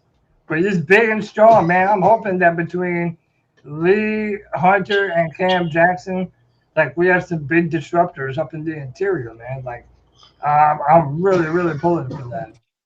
but see, that's my problem. I think they're trying to put Lee Hunter at nose tackle, and I just don't think that's where he's gonna succeed. I mean, he's got to Yeah, work on some more pass rush moves. He's probably best at 3 tech. Cam Jackson I agree. is for sure a nose tackle. I mean, Hmm. he's the guy you want to clogging up that middle. I mean, with that height, blocking up that center, clogging up the middle, getting in front of that quarterback's vision. That's what you want. That's what you want. And these guys don't grow on trees. So good job, Cam Jackson. Can't wait to watch you play. yes, sir. No, he's looking good. He's looking good. Uh, another guy who I was really impressed with in the Hall of Fame game was Jasim Reed. This is the wide receiver who caught the first touchdown pass for Haynes Right. King. And dude, that guy has burst. Like he can actually run away from people. So this is another guy I'm really excited about. Dude, let's give Dan Morgan credit, man. I feel like he's done a really good job so far of finding these gems way down in the draft that are really, really potentially good football players. You already have evidence of that with Jalen Coker. I feel like some of these guys that are coming up now are looking to be evidence of that too. I really like our evaluation process right now. What do you guys think of Justine Reed just in the small sample size that you saw from him? I like it. I mean, good on him. I think he's what, second year player for us now. I think we had him on the practice squad last year or something like that. I could be wrong on that, but from the small sample size that we saw You're right. Jimmy Horn, Jimmy Horn, and Mechie, I think all three of them had a pretty solid game. And hey, I'm gonna go ahead and say it. I hope all three make it. I really do. I mean, I know it's a tall task, but I like all three of them. I think they're all progressing. They're all showing a little bit dynamic to our offense that we haven't had. Speed, just the way they showed up. I mean, they were pretty clean in their route running as well. So yeah, but Jason Reed, I hope he makes the roster, and we're gonna see a lot more of him this game tomorrow. Yeah, Yeah, another. I like Yeah, to go ahead, Pop. I like to see No, Reed. I I'm with the youth movement. Uh, I don't. If Mechie gets on the team, hooray! But I rather go with the guys that we drafted, develop them. So Jacine is one of the guys that I want that makes the team with Jimmy, of course. Um, but and then put more on the coaching staff as wide receiver coach. You know what I mean? Since he's tied at the hip with Canales, you can stay in the building. Just coach up the wide receivers. We still got a job for you. Not saying that Moore's not good, but he's 30 years old, which nothing wrong with that, and he does have for sure hands. But I'm kind of off of that. I'm ready for the new guys. If we're gonna do the youth movement, let's go all the way and let these guys shine.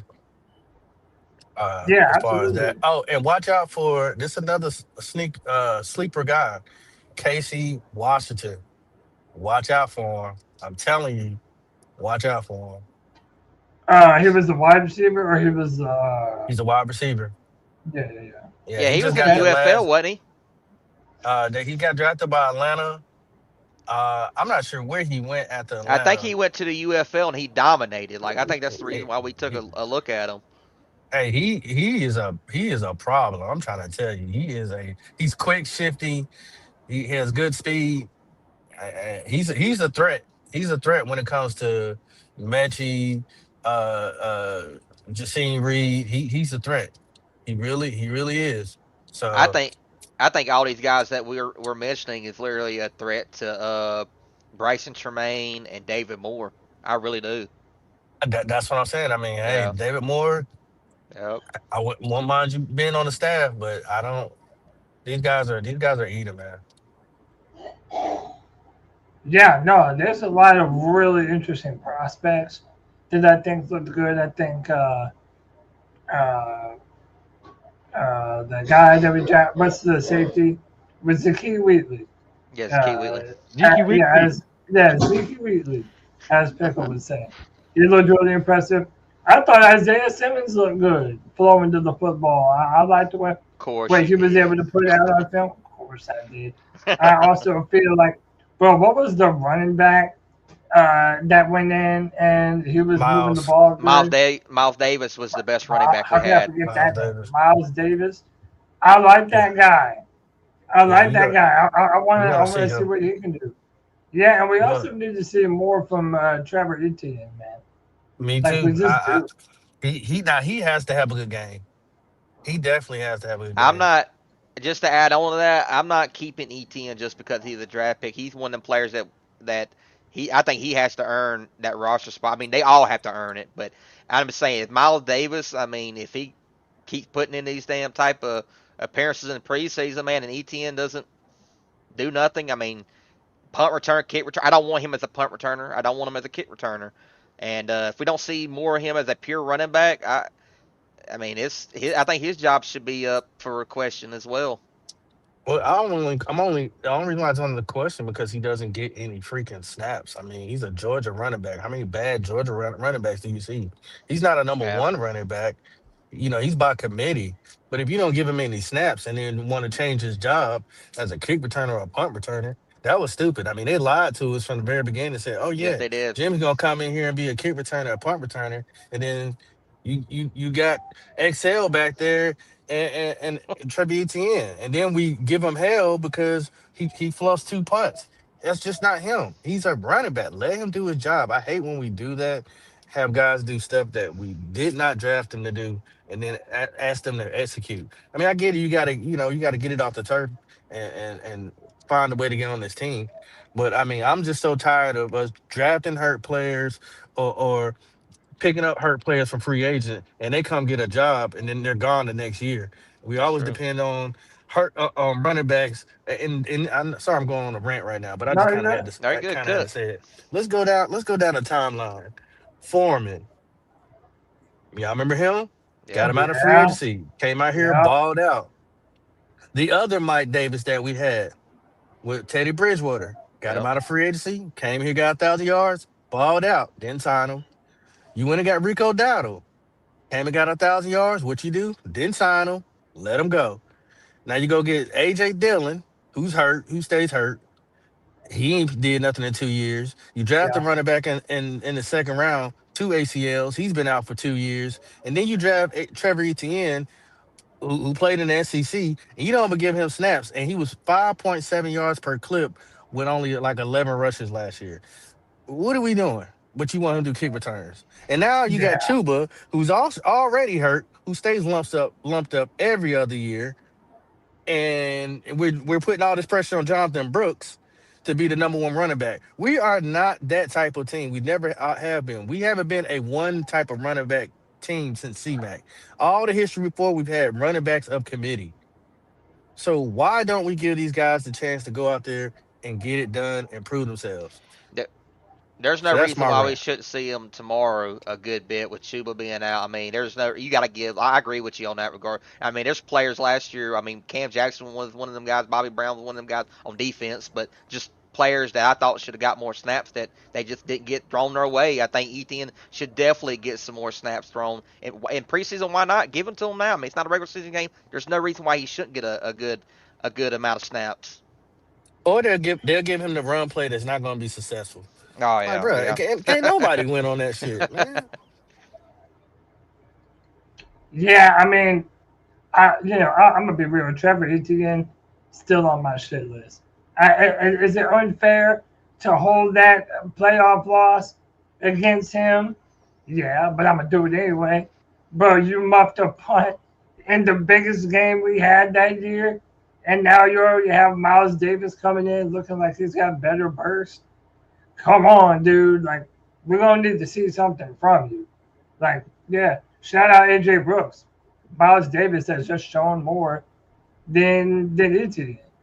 Like, it's just undeniable. Like, I want to see more. I know AJ Dillon has been sort of hurt. I like AJ Dillon though. I ain't gonna lie, I like AJ Dillon. I'm not ready to fold on Dillon yet. I want to see him continue to do his thing and see what he's capable of. When he broke his neck, it really did mess with him. I think he's just now finally healthy and trusting his body now. But we still got to see more of him as well. He's not a guaranteed roster spot. I tell you what, I'd rather keep AJ Dillon than Tommy Tremble. Me too. And now there go a hot take for your ass. That's a good take. Yeah. More than you like JT Sanders more than Trumbull? Mm, Because kinda, I yeah. feel like right now JT Sanders Kinda. is the one who's on everybody's shit list. Tremble's the better blocker. I will He say that just hands he down. just Oh yeah, he just Yeah, he, yeah. he, I go ahead, Pickle. yeah. Hang on just a second. I gotta edit something here. Here he is. I had feedback going on through here. Yeah. And a lot of people say, Pickle, you hate Trevor Et. I don't hate Etienne. My point is, and I keep saying this, show me why you was drafted in the third round. Now, I understand he doesn't get a lot of carries, but the carries he gets, he don't do anything with. Cam Jackson didn't enter training camp competing for a starting job, but he forced the issue. We were waiting No, for. Pickle, you're wrong. I just gave you the stat. It was 5.7 yards per clip when he ran the ball. Well, Right, where's he been? He Well, where's just he didn't been? They too busy trying to get Chuba in the game, and Rico Dowdle was running last year. He didn't. Well, wasn't in. okay. There's And another question. It's mismanagement. It's mismanagement But Pickle, because you right. if you draft a guy You in the got one second guy round who's and cramping the up, very running next, down the field, and you got ETN sitting there like, hey, you can put me in, and Chuba grabbing his knees. Put him in. right. So maybe that's why they didn't go out and get a stud running back this year. Because let's be real, if you draft a guy in the second round, a running back, and the very next year you draft a running back in the third round. I think it was the fourth round. Was it the third round? I thought it was fourth. Yeah, I think we didn't get ETN to the fifth round. Fifth? No, it wasn't a fifth. I thought It was earlier than that. It was fourth. Okay. It may have been fourth. But anyway, I understand what you're saying. It's just you had. I understand, and if they drafted him just to play kick and punt returner, that's on the coaches. That's on the coaches. If they just drafted him to do that, that's on the coaches because that's not his skill set. It's the same thing that I get. I get mad at I'm sorry to cut you off. You're For fine. Simmons, right? If they don't use Simmons, right, Right. it ain't nothing but just like how we did old buddy that went to the Right. Raiders. Right. Well, A Simmons, wasted are you talking about opportunity. Isaiah Simmons? Yeah. Isaiah Simmons ain't been used right since he's been in the NFL. And I mean, he wasn't. And people want to criticize it. Thomas Davis was drafted from Georgia as a safety, and we moved him to linebacker. His rookie year, he bounced between linebacker and safety, but he didn't get to the Pro Bowl level or to the superstar like we saw till we had Luke Kuechly. And you calculate that many years from the time he was drafted in 07 to 2000, was it 12 when we drafted Luke Kuechly? Calculate how many times it took Thomas Davis to develop as a linebacker, as a pure linebacker. And the NFL doesn't believe in developing. The NFL should develop their coaches before they worry about developing players, because they really suck at developing players. And college ain't no damn better. No matter the school you came from, you by and large are not developed, and college coaches are too worried about keeping their job. The GMs and the guys over the colleges are too busy worried about when they get the money at. Meanwhile, these kids earning more money in college than half of them ever going to make in the pros. And then, so why leave college? So, I hate to go on a rant, but it's just a sore spot. But so many of these NFL players are not developed, and just because they come to the NFL don't mean they're going to get developed. Yeah. No, that's the truth, man. And a lot of the players that you drafted to be meaningful role players, they end up getting beaten out by undrafted dudes. Right. Like that's why we were debating who's higher up on the totem pole, fucking Felipe Franks or JT Sanders. And everybody was hyped about JT Sanders at one point in time. So it's like, man, that's why I do love preseason, because we're going to get a chance to let all this shit, rinse out in the wash. You know what I mean? Right. Let me throw this out there too. Trevor Wallace, and it's just such a sore spot. I heard Evero talk this week, and y'all, I'm at work, and I almost wanted to throw this very phone I'm talking into across the room.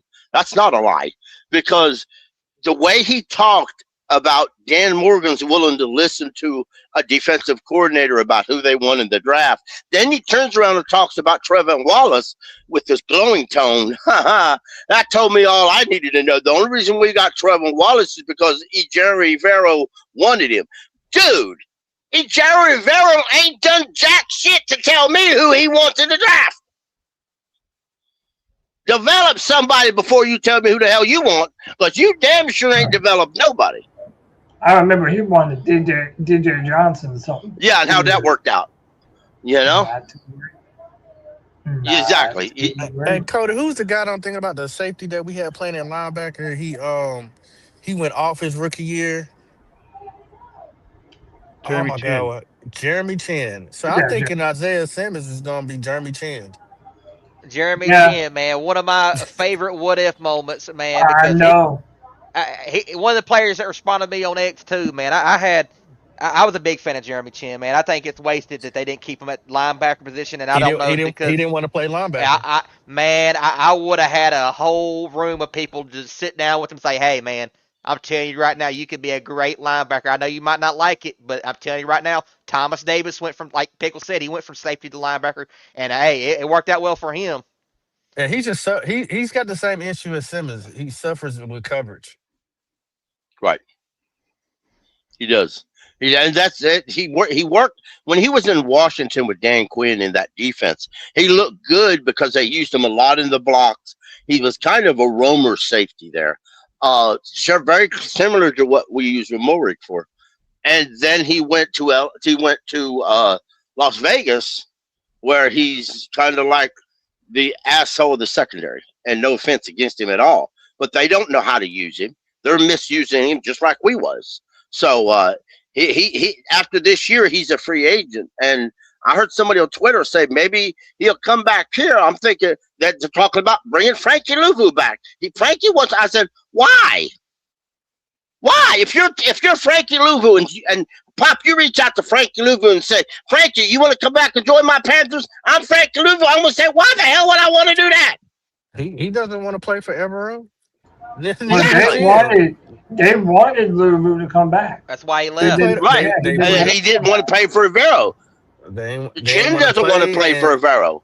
And they were playing with the money. They did the same thing with Brian Burns. They've done it with other players too, playing with the money. You ain't lying. You ain't lying. That's why I've been happy with how we've been signing players here recently, man, because that whole wait and see shit, yeah, you sometimes pay for it. You really do. I mean, a player will ball out the year that you're trying to work a deal out, and it's like you should have done that a year before. Yeah, like I hear a lot of people, they act like the money's coming out of our pockets, but I hear people saying that they don't want to pay Mike Jack. I'm like, why you wouldn't want to pay Mike Jack? I mean, Will Lee still got to develop. Do y'all think they're holding off on paying Mike Jack on the off chance they might have to pay Bryce? They're going. I mean, they're going to have. Man, that's you a good question. Listen, you got to lose somebody. You're going to lose somebody eventually. You cannot. We'll lose a Turk after the season. I don't care what anybody says. Tommy Trumbull probably gone after the season. But I mean, I've been asking people that. Who are you willing to lose? Because if you pay a quarterback, I'll tell you. I'll tell you who's going to be gone after this season. I'll tell you who's going to be gone after this season if everybody develops. Icky's going to be gone because they're not going to give him no money. And if they wanted to be serious about clearing up cap, and Jake knows it, Chuba Hubbard's going to be gone after this season. Because if Brooks balls out, look for it. You think if you just talk about clearing up cap, let's be honest, unless Mike Jack has a Pro Bowl year, why do you think they spend a draft pick on a corner and they're training that corner to play outside instead of inside? They're not trying Lee at nickel like some of these fans think. Lee's getting no shot to play nickel. Lee is pure outside corner. That's where they're training at. They're kicking Horn to nickel and keeping Lee to the outside. And if you want to think about it too, Morig, you save a shitload of money if you release Trevor Morig. Or Trevor Morig might be under contract this year. I can't remember. No, he's not under contract. He's not under contract, but his cap is so high, you'll save a bundle of money if you cut him. So, you can resign him, but I mean, if you got two young safeties like Ransom and Weekly, the writing's on the wall for some of these players, even if fans don't like it. Yeah, no doubt. So Cal L, he agrees with Jake. Put Simmons at linebacker, Jimmy at kick return, punt returner, and receiver rotation slot. I love Ransom at safety. And let's cut teams this season. Oh, we haven't really talked about Ransom yet. Bro, Leighton Ransom is a full-blown psychopath. I fucking love that dude. Old school safety, brother. Yeah. Old school safety. Hey, man. He might get a couple penalties, but bro, I'd be damned if I don't want that. He will. Team, bro. Like, hey, that picture of old buddy with the blood on him. Man. Yeah, I'll pull that shit up. That's fire, bro. Yeah. By the way, I'll pull that up. I haven't seen that picture. I'm about to pull it up, Pop. By the way, Tua tackled by Loa today. 3 of 5, 22 yards passing, 0 touchdowns, and he fumbled the first snap. The Falcons are getting cooked. They are jumping ship, so to speak, right now on X. If anybody's hey, if you want some entertainment, and look, I love Red Swarm. Shout out to the Red Swarm. I know he's. Oh man, I feel for him a little bit, but at the same time, I'm over here laughing my ass off. No, I don't. I posted that on Twitter. I said I should feel sorry for the Falcons, but I don't. I'm a Panther fan. Why should I? I don't, and I don't feel sorry for the Falcons. I just feel sorry for What's the wide receiver's name that got drafted by the Saints? Y'all, that's hurt. Jordan Jordan Tyson. Tyson. Yeah. Tyson's Yeah, in. there are. He's going for a second opinion because rumor is leaking out of Saints that this could be long. It could be season ending. It could be a lot longer than people think, and he's going for a second opinion on it. He So, shouldn't play anyway. All them injuries he had with him for college. I was never high on him anyway because he stayed hurt so much in college. I didn't see the need to draft. I just thought.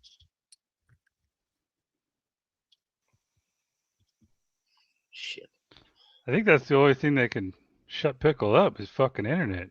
Oh man, don't do my boy like that. Don't do my boy like that. So Oh, Tony man. just popped into the chat and said Facebook suspended our account for copyright on shit. Facebook. I thought that was you, Cody. What now? What fucking copyright? Like I was literally playing training camp footage. It was not during a game. Who the fuck owns the copyright to that? Not only that, it's like that would even like a 15-second video, and you played it twice. Oh fuck! Honestly, all I gotta say is F Facebook, bro. You said my personal account Stupid too. people on there. That's not good. That is not good. Shit. Now I feel bad. My bad, dude. Dude, and this is the one time I never put it to go on your Facebook account, and today I fucking did it, dude. My bad, brother. Shit. It's because he's a Wait, Clemson fan. that's on this video? YouTube did it? Yeah. Or No, but no, the the clip Cam that Jackson. Cam Jackson, I clip that guarantee I you. played of Cam Jackson Mm-hmm. fucking got us copyrighted. Shit. Isn't that off Twitter though that you were watching it? No, that's yeah, I was watching it on Twitter, but that's what I'm saying. It was literally a reporter that it was a reporter that put out that clip. But he didn't say banned, it just said suspended. So fuck, I hope that's not. If it's a first-time offense, it shouldn't be long. Who? Well, they've given us shit about it before, but it's not. Who's that? Who's that? Tony's account, Facebook account. Tony's Facebook account and the C3 Facebook account. You suspended? Just got suspended. What for? Because I played that That clip of Cam Cam Jackson? Jackson in training camp. Not even Man. footage. Not even fucking game footage. Wow. I don't even. I use Facebook for Messenger. That's it, man. I don't use Facebook at all. Wow, that's odd just for training that's camp. Bullshit, dude. That's what I'm saying. Who owns the fucking copyright of a clip from one-on-one rep in camp? The team actually. Even if a reporter took it, they're told what they can show and what they can't. I don't know. Are you sure it was for that? Yeah. Yeah, that's what else have I shown? I haven't shown anything else. Well, Tony be on here in a minute coming after your ass, Cody. He already is. He's in chat. Well, I'm not flipping out of the chat. I wish I could, but I've tried to move around a little bit. It's not working. Milano, yo, fuck Matt Milano. What the fuck? That's crazy. All right, let me pull up that picture. I wonder if the reporter could catch his copyright charge too, since he recorded it. That's what I'm saying. That's so stupid, bro.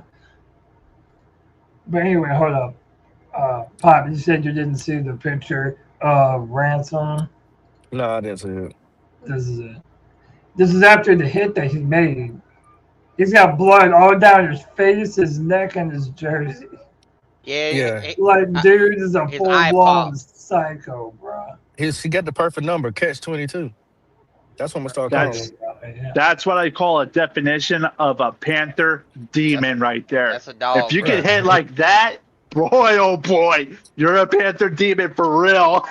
Yeah, he's our new Trey Boston. Hey, y'all, cover me for 1 second. Y'all talk. I know they made a bunch of memes about that hit, though.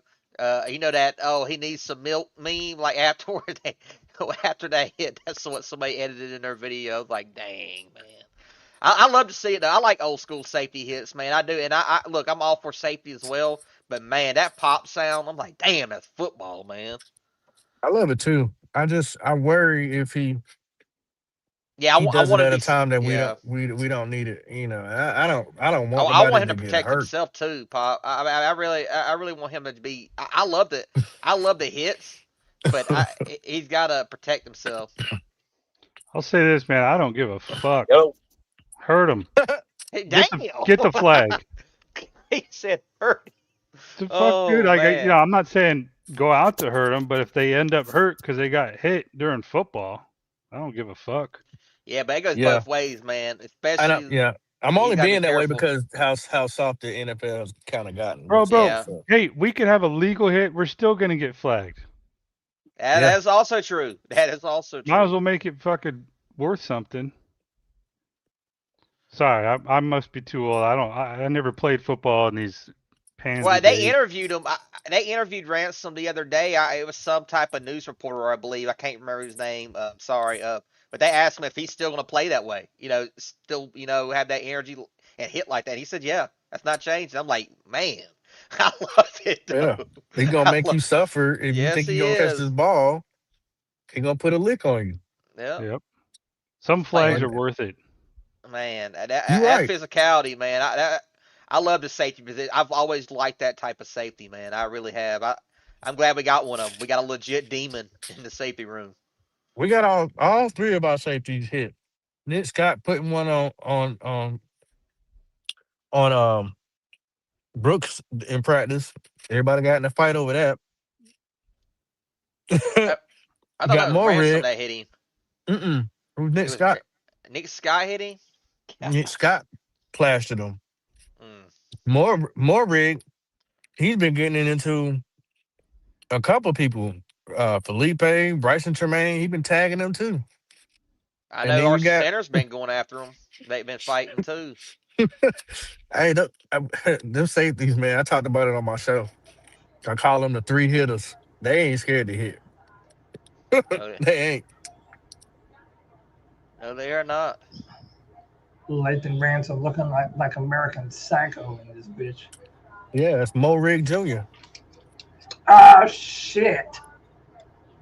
But we need that free safety though. That's Like our we need that. problem. Yeah, I know. We That's need that weekly. full No, time. no, no, no, no. Wheatley, he's gonna be that guy. I'm But do you telling y'all, trust him? Like, is he winning that job this season? I want him man. to. I want one of them. Nick Scott's got that. Fuck, But man, get that dude off but you the but you team. got but you're gonna see Wheatley come in there and do, and then you also got to remember you got Simmons too. So that's your room. That's your room.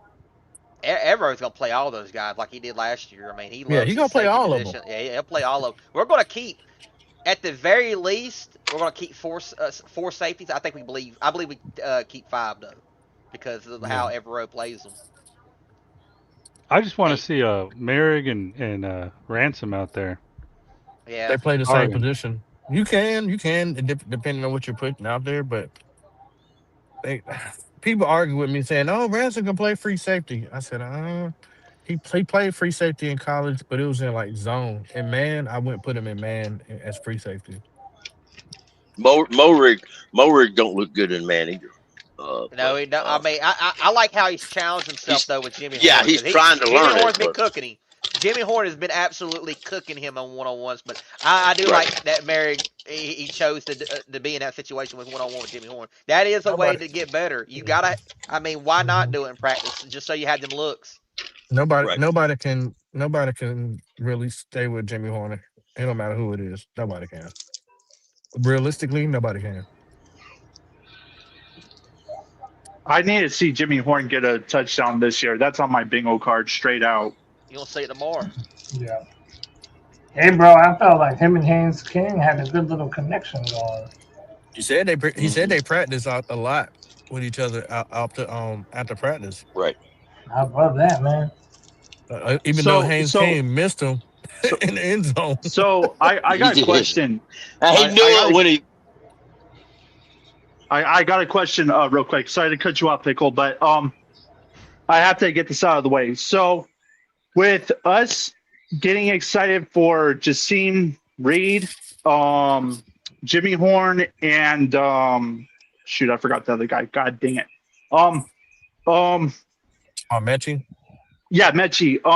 Do you think that there's a possibility that David Moore will be out the door during roster cuts or no?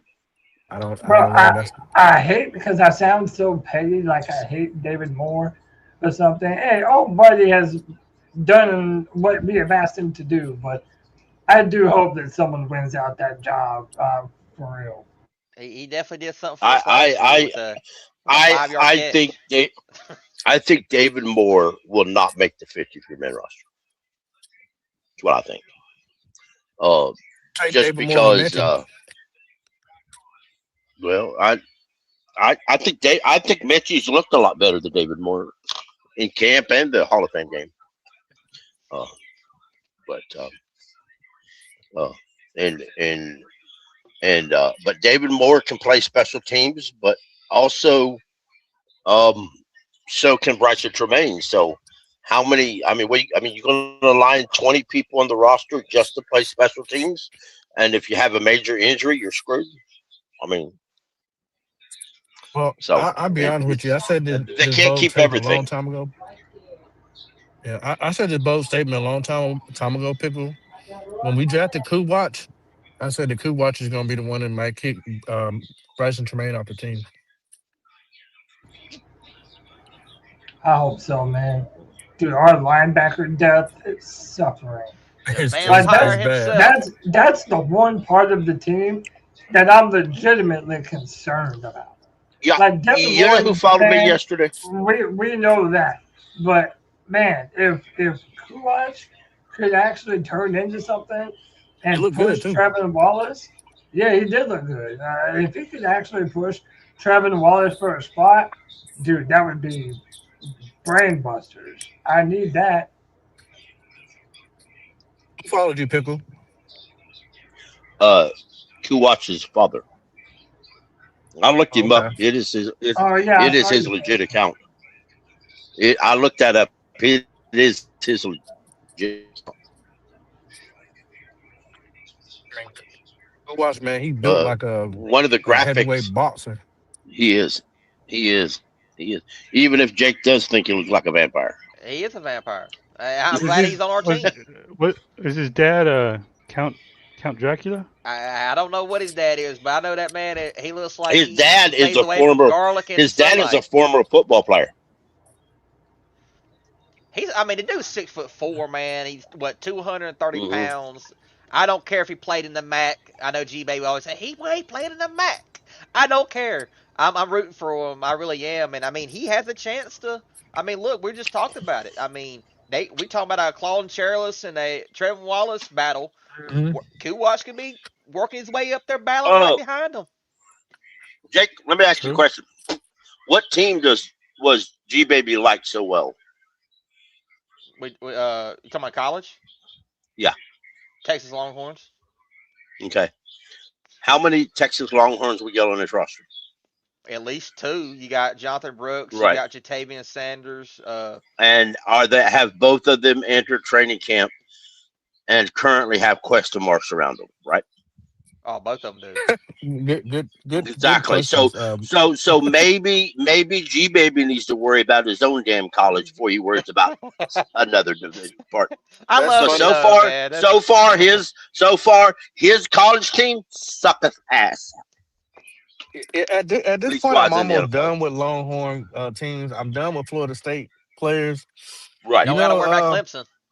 We don't. Yeah. Now I'm wondering why we don't get nobody from Clemson now. I'm on the outside now.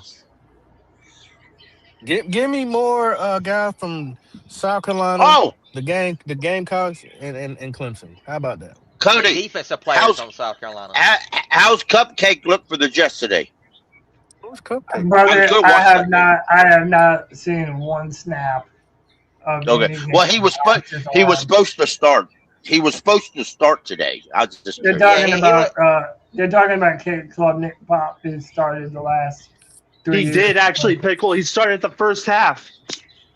How does he look? I saw the video of it. He didn't look bad.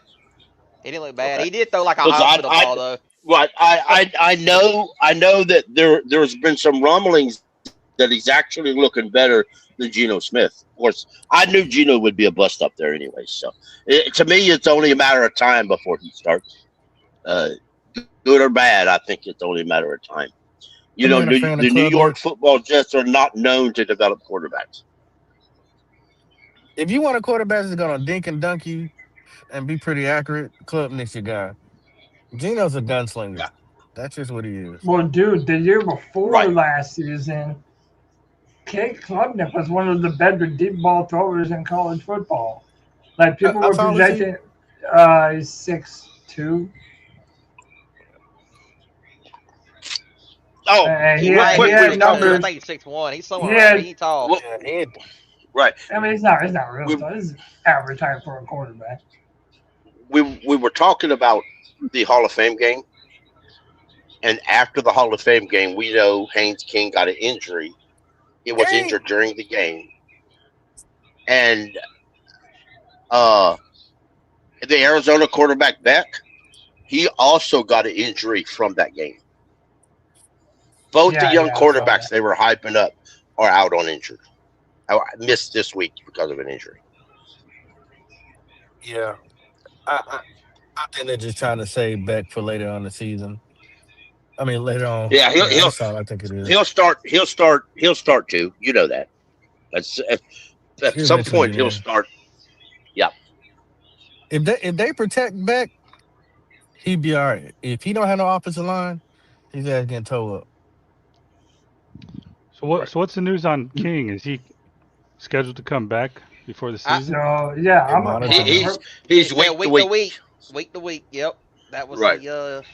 the news I heard. But I think he'll be back to play in the I do second or too. third I think he'll preseason be game. back this week. Right. I kinda don't want him to come back to the last actual preseason game. I want him to be as fully healthy as possible. I don't want that hamstring to hinder him because, like I said, I'm with Michael Wydrick. To me, he's number two until somebody overthrows him. I don't care where they put him on the depth chart. I'm going off a performance base only. Yeah, I definitely don't want to rush Right. him back from that injury, but I just you definitely got to be careful with that. But You do. I want I to see bigger throws downfield too. yeah, I do too. And one more thing, is it if it's 4th and 40 or something, man, go ahead and get Fitzgerald going out there and kick a 65 yarder. What we got to lose? Man, I'd love to see it. yeah, let him work that leg Let him out, rip. bro. Let him rip one time. Yeah, man, fucking kick that bitch to the I mean, sky, he did it bro. in college. He's had a couple long ones in the NFL as well, man. I want to Why see not? it. Yeah. I want to see it. Put that on display. You know what's trippy is that I just realized this. Kyle Trash has been on 3 NFL teams that are practically in our division. He was with Tampa. He got drafted to Tampa. Where did he go after that? Atlanta, and then after that he came to us just now. Well, Oh, now he was only in Atlanta for a short time, but like I said the other day For a on coffee Twitter, break. Kyle Trash has sucked everywhere he's ever been. He's not one time took a quality snap in the NFL where he's looked good. In Atlanta or in a preseason game in Tampa, he snapped the ball, handed it to a running back, and missed the running back and fumbled the football. The dude can't even hand the ball off correctly. I And just the don't like only his reason arm. why he's on this team is because David Canales likes him. That's the only reason why he's on his team. He ain't on the I- team for no other reason. No NFL team has called him in 2 fucking years. I'm questioning Dave's quarterback guys. I I mean, do you too. brought it. He's You not. brought He's it. not a quarterback developer like people think he Nah, is. he's not the quarterback I'm whisperer. If just he gonna say said I that. don't want to mess, I don't want to deal with rookies, that's one red flag. Then you go and get your quarterback from the Volunteers. You didn't even try him to do anything. Got rid of him, but you said you Right. love him so Right. much. Now Kyle Trash, you keep over there and preaching about how much you love Kyle Trash. It's getting kind of freaky. Yeah, I don't think I trust your quarterback Assessment. picks, bro. Yeah, assessment. I Yeah, think I think it's similar to what Evero has with certain guys, man. It's just like they have some type of relationship, man, that I don't even want to know about. Truthfully, It's weird. I don't want to know about it. But Canals has his, and so does Evero, man.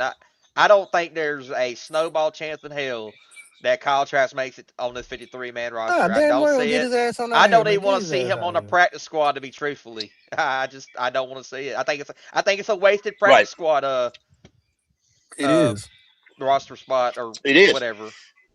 And what my ultimate fear, and I'll say this here, my ultimate fear is for Canales to talk again into cutting both Haynes King and Kyle Trask. And when Haynes is claimed off the waivers by Atlanta, we'll put Kyle Trask on the practice squad because that's what Dave really wanted to start with. That's my ultimate fear. Dude, if that happens, I'm calling for his firing. Because Yeah, Pickle and I'll Cody, be right you up there guys with you. know, you guys know how much I've crashed out over the past couple years. Every time I keep hearing that, Canales say that he doesn't want to fucking draft a rookie. This is what happens, though. This is why I was upset, Right. because you end up signing guys who couldn't stay on a fucking NFL team. Like you Right. might find some positives with some of those guys. You might like some of them because maybe you liked them in Madden or something. But dude, the delta of it is you're signing a guy who could not stay on a fucking football team for the most important Facts. position in sports. I said that on my show. You right on point. I don't know why we pick up other people's trash. Kenny Pickett. I've literally have heard people in Panther Nation talk about, well, Kenny Pickett's a veteran. He's been fired. This is his Yeah. 5th team. He's been Right. bad everywhere he's went. He's Kyle been Trask, fired by ass. every team he's been on. How about He's not contract end. the Cleveland Browns didn't want him?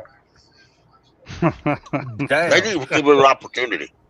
The fucking Browns. Did I stutter? When you Have y'all seen what the Browns training camp is looking like recently? Yeah, they got like 5 quarterbacks in their room And right they now. were like, nah, It's a we're carousel. good. Thanks. They're sitting man. on a hall of quarterbacks. I hope you keep the little baby hands warm, but we appreciate your services.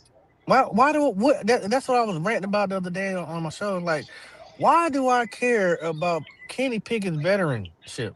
What is he going? He's going to teach Bryce how to get fired. yeah. Bro, I mean, what- there's what- a what is he difference. going to teach you? People Right, on there's a Twitter- difference. Hold up. People on Twitter think I hate Bryce so much. I saw someone say, how long until Cody is calling for Kenny Pickett to be the starting quarterback? I'm like, bro, I heard that. I read that. I would fucking never disrespect You Bryce can Young just like that. laugh. We don't hate Yeah. Bryce I'm Young. like, nah. Hey, I'm interested to see both of them guys on the field at the same exact time. I think you can have some cool concepts with both Haynes King and Bryce Young out there. Oh yeah, you're right. You're not wrong. The one thing that people get confused. There's a difference between a veteran quarterback and a veteran piece of shit. For years, folks thought that hell, I'm not going to mention him. I'll remember his damn name. But you have a veteran, and a veteran is a guy. Andy Dalton. Andy Dalton was a veteran quarterback, an experienced veteran quarterback. He won. He lost some. He won some. He was a little older. That's why he's gone. He wasn't gone because he trashed. He wasn't gone because he just got old and he couldn't do the things he used to do. That's just true. Now, but Kenny Pickett never had it to lose it. He was never good to lose it. I mean, nobody reached in the first round of the draft to go, let's just wait until Kenny Pickett falls. We're going to trade up for Kenny Pickett. No, the hell they didn't. He just fell in the Steelers' lap. The Steelers were like, yeah, hell, we'll try this kid. Why not? He was there for 2 years, and they dumped his ass to the Browns or somewhere else, and he sucked. For them, they threw him to he made it. He went to Philly, and then he was in Philly for a little while. Then he went to the Browns. Then the Browns traded him. He got there right at the start of training camp, and they traded him in the middle of training camp to Las Vegas. And Ned Weather watched Geno Smith suck and put Kenny Pickett in. That's fact. So then so he hits free agency, and golly gee, Canales going to sign him because he's the heir apparent to a pile of shit. That's exactly what it is. I said this the other day, and I've said it a whole bunch. Kenny Pickett sucks, but Kyle Trask is worse. And that's fact. We might see something different tomorrow. Wouldn't that be Well, crazy? If we see I'm Kenny hoping. Pickett out I'm here hoping to flinging see the something rock. different. I saw Kenny Pickett in 16 and 11 as a starter. I'll So be he honest with does you. technically have a winning record as a starter, but If Kenny Pickett looks worse than Kyle Trash, as y'all are calling him, if he looks worse than him, Kenny Pickett, I'm sorry, brother, your playing days are pretty much over. I mean, because that's you way down there. Then you I'll be got to selling outperform shampoo him. commercials or something, Head and You got Shoulders. to outperform Kyle Trask. You just got to. If He's that's gonna the get most of the case, snacks. you can bet. If that's the case, you can bet your ass bottom dollar that Kyle Trask will be our number 2, and Canales will cut everybody. We'll try to. I'm hoping Dan Morgan says, "No, dude, I'm in charge. We ain't cutting this guy." But the only way Dave Canales and Ejiro Rivera are going to lose their hands, their right hand man, their right hand men that's been under their desks, is for Dan Morgan to cut them and just be done with it. Say, no, they're gone, they're by. Let's work on what we got. That's the only way that's going to happen. I say if you want to save some money, just keep Haynes King and develop him. I mean, we all know when you get Right. the second QB, he usually practices with the practice squad, and he and impersonates the quarterback that you're going against, in upcoming games. We're going against a lot of athletic running type of quarterbacks this season. Can Haynes King really impersonate any of them? No. Kenny Pickett has a health issue as well as being injury prone. I mean, I don't get the I don't. This is Panther shit. I don't get the concept. It's like the Carolina Panthers rehab or something. I don't know. yeah, I don't know either. The Carolina Panthers rehab. Well, not only that, just talk about Haynes King a little bit too. He is on that 3-year undrafted contract, so that helps as well compared to Kenny Pickett being on a 1 year. I believe Kyle Trask is on a 1 year as well. So I mean, Right. I think he got guaranteed $300,000 too. yeah, he did get a good guarantee for an undrafted free agent. He ain't going nowhere. I don't think so. I think Dan Morgan found the guy he's been looking for, and I think it'll be a cold day in hell for Dan Morgan loses that guy to satisfy Dave Canales' wants. Well, this is also why I want to develop Haynes King. Like instead of trying to rehash someone else's trash, man, Right. dude, you have a young, burgeoning talent in the form of Haynes King that checks Right. every single box that you want. Bro, give him the opportunity, man. Straight up. Right. So Right. Cody, And let's say they do that, which we all want to see, right? I mean, I think none of us would be upset by that. So Oh. let's, what does he become though if Bryce gets a contract? he He's still a becomes backup. right, and even if I his mean, contract runs out, he's a rookie. You have him for the next 4 years, for the next 4 years guaranteed. Um, right, you and know, there's a plus to that because even if you just have him from that 4 years, he goes into free agency. If he's developed right, like we think he's going to be, he'll go in and sign somewhere just like the Packers quarterback they traded from the Titans, and he went to Miami and started. What Willis? Yeah, Malik Willis. yeah, Malik Willis. Malik Willis, right? Y'all watch this. The Packers are going to probably get a third-round compulsory pick next year because one of their guys that they gave up a draft pick for went out and become a starter somewhere else. Just like if Haynes King comes here, we develop him. He stays here 4 years and he goes somewhere else and gets the starting job. Then we should get his 3rd or 4th round pick, a compensatory pick.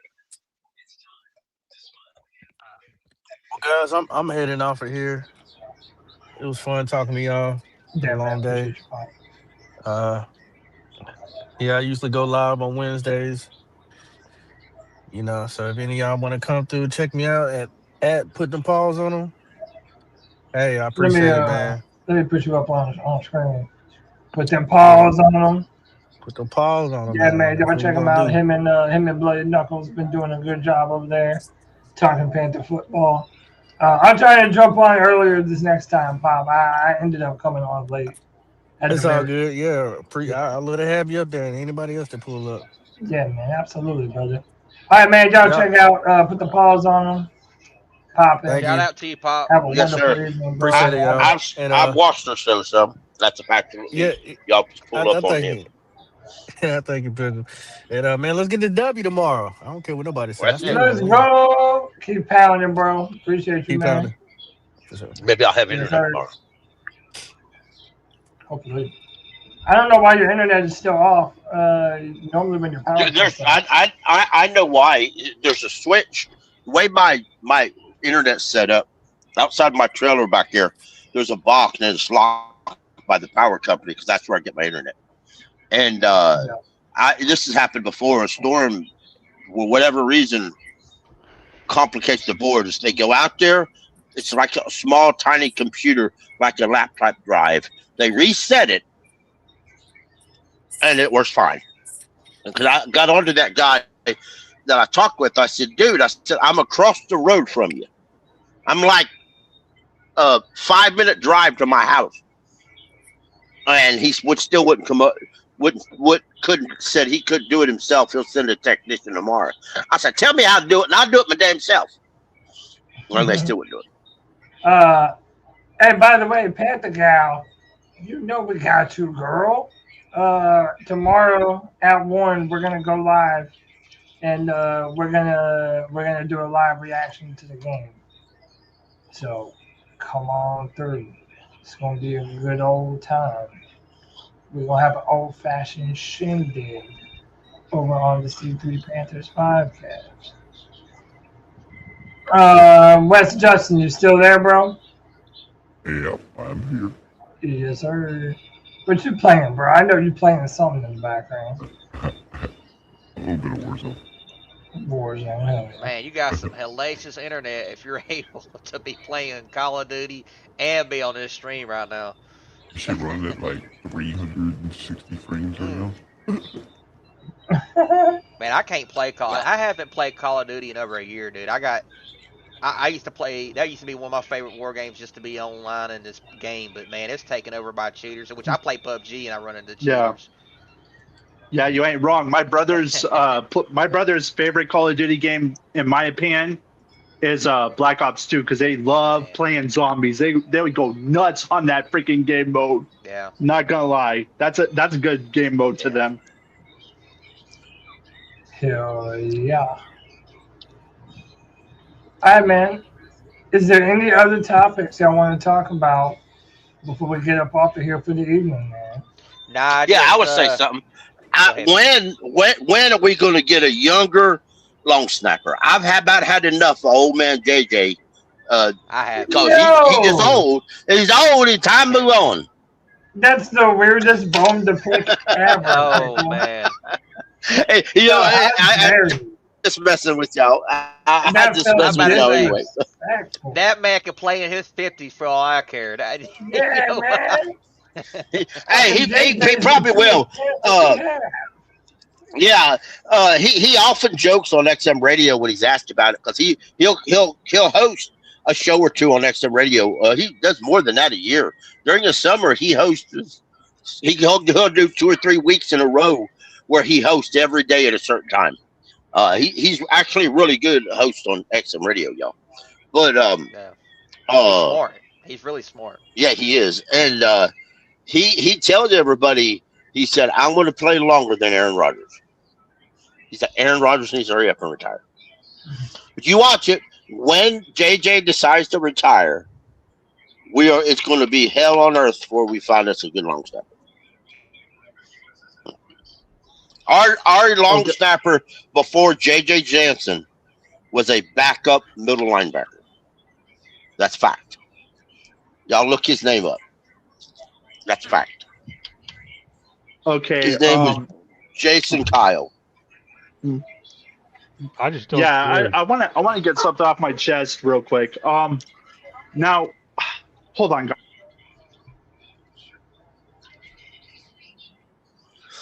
Oh, look at the cat. Hold on. I ain't good at holding on. Okay. Now back to my question. Now I know this is a little bit early to talk about, but did you guys see the potential 2027 Hall of Fame class that's been announced? Yeah. We're going to be talking about is Cam Newton Hall of Fame eligible for the next year and some change, man. You still got Smitty too. If y'all, Well, I honestly don't even know if Smitty's going to make the Hall of Fame. oh, he's gonna make the Hall of Fame. He's got to, man. He's got to. He will eventually. Yeah. But I Cam Newton, as much as we love him as a local fan base, he's not going to the Hall of Fame. I think he's going in too, y'all. He's definitely not going to be first ballot. I don't see that happen, but I think Cam Newton will eventually be in there too. The way they do the Hall of Fame, man, it's just. I wish they would. We talked about it. Right. Yes. They. The Hall of Fame is so stupidly complicated. They have. You can actually go to your search engine, Google Chrome or Chrome or Edge, whoever you use, and you could type in Hall of Fame Selection Committee and look it up because it'll pop up for their website, and there's like 30 names. All those names are retired or old beat reporters. You'll recognize some of the names. Darren Gant, Bill Polian. And then once they pass it, this certain smaller group, then it goes to the Hall of Fame voters, the guys in the Hall of Fame to vote. And then, but somewhere in the process, it all gets dialed down to like 5 people, and they very seldom will ever be more than 5 people, but everybody says it should be more, but we can't make it more because we want it to be better and different. And I guess if you compare the NFL Hall of Fame to the NBA Hall of Fame, the NBA, if you fart real loud in an NBA stadium, they will put you in the Hall of Fame. That's fact. Damn. So, I might be a fucking Hall of Famer, bro. Go to a Hornets game and fart real loud, they'll let your ass into the Hall of Fame. Well, it's not hard to be one of the best Hornets of all time. Well, it's not hard. It's not. That's It's rough. Day one. Now to play in the NBA, you really have to have the perfect skill set to suck real good. You just do. Yeah, man. All right, so look, let's get people's final thoughts, and we're gonna call it a free for all. Panther Pickle, we'll start with you, man. Since your internet is out, so you get starting privileges. Y'all check us out at the Blue Black Attack Podcast. We are on Twitter or we are on YouTube. You can hunt my at Panther Pickle on Twitter. You can find the links to the podcast. You can follow Jake or Diesel Skills or Cole or even D Money. D Money has a show right now. D Money's working a lot, so he'll do videos that Diesel Skills produces and puts out. I do a live show on Monday. Cole does a live show on Thursdays. I'm going to sit here and tell you that we go live at 7:30. But Panther Gal in the chat, and Earl, who's also probably in the chat, and AJ Brooks, who's in the chat, probably will tell you we don't really go live at 7:30 because we have this. By the time we get together, and by the time we actually get done gabbing, and we get all our P's and Q's in a row, we go live around between We talk 8:30 or we between talk for 8 about an o'clock hour. and 7:30. Yeah. Before the show Yeah. even By the starts, we time we talk get for like a everything legit ready, hour. and then we go live. So Yeah. we go live between 7:30 and 8 o'clock.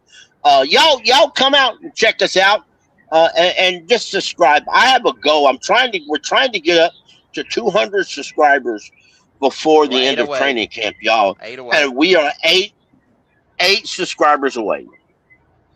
Jake, take over, brother. Nah, I mean, you pretty much said it all, man. We go live with your show Mondays. Deal with it show. Like you said, it's 7:30, 8ish. We got the Invader Spotlight. We'll be dropping another episode soon. It's gonna be a little bit later. But we got the Call Show Thursday, same time as Deal With It. And then, of course, we got D's Money Show, prime time. It's usually Fridays, but he had to work. But we'll always have some type of content come out weekly. So just make sure you tune in. Like Pickle said, you can follow him, follow D's, follow me. My name is still the same on X. It's Jake97 the Snake. Make sure you give me a follow. And we just appreciate every single one of y'all.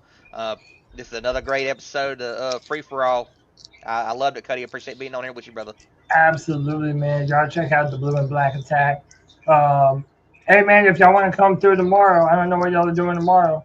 Y'all want to come through, man, come through. Depends on whether I got internet or not, to be honest about it. Yeah, I feel you. If I don't have internet, then You we got probably a won't do a cell show. phone. You got a cell phone.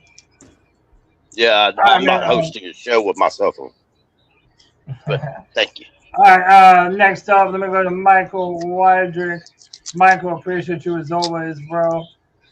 How did you, what was your final thoughts for the free-for-all, man?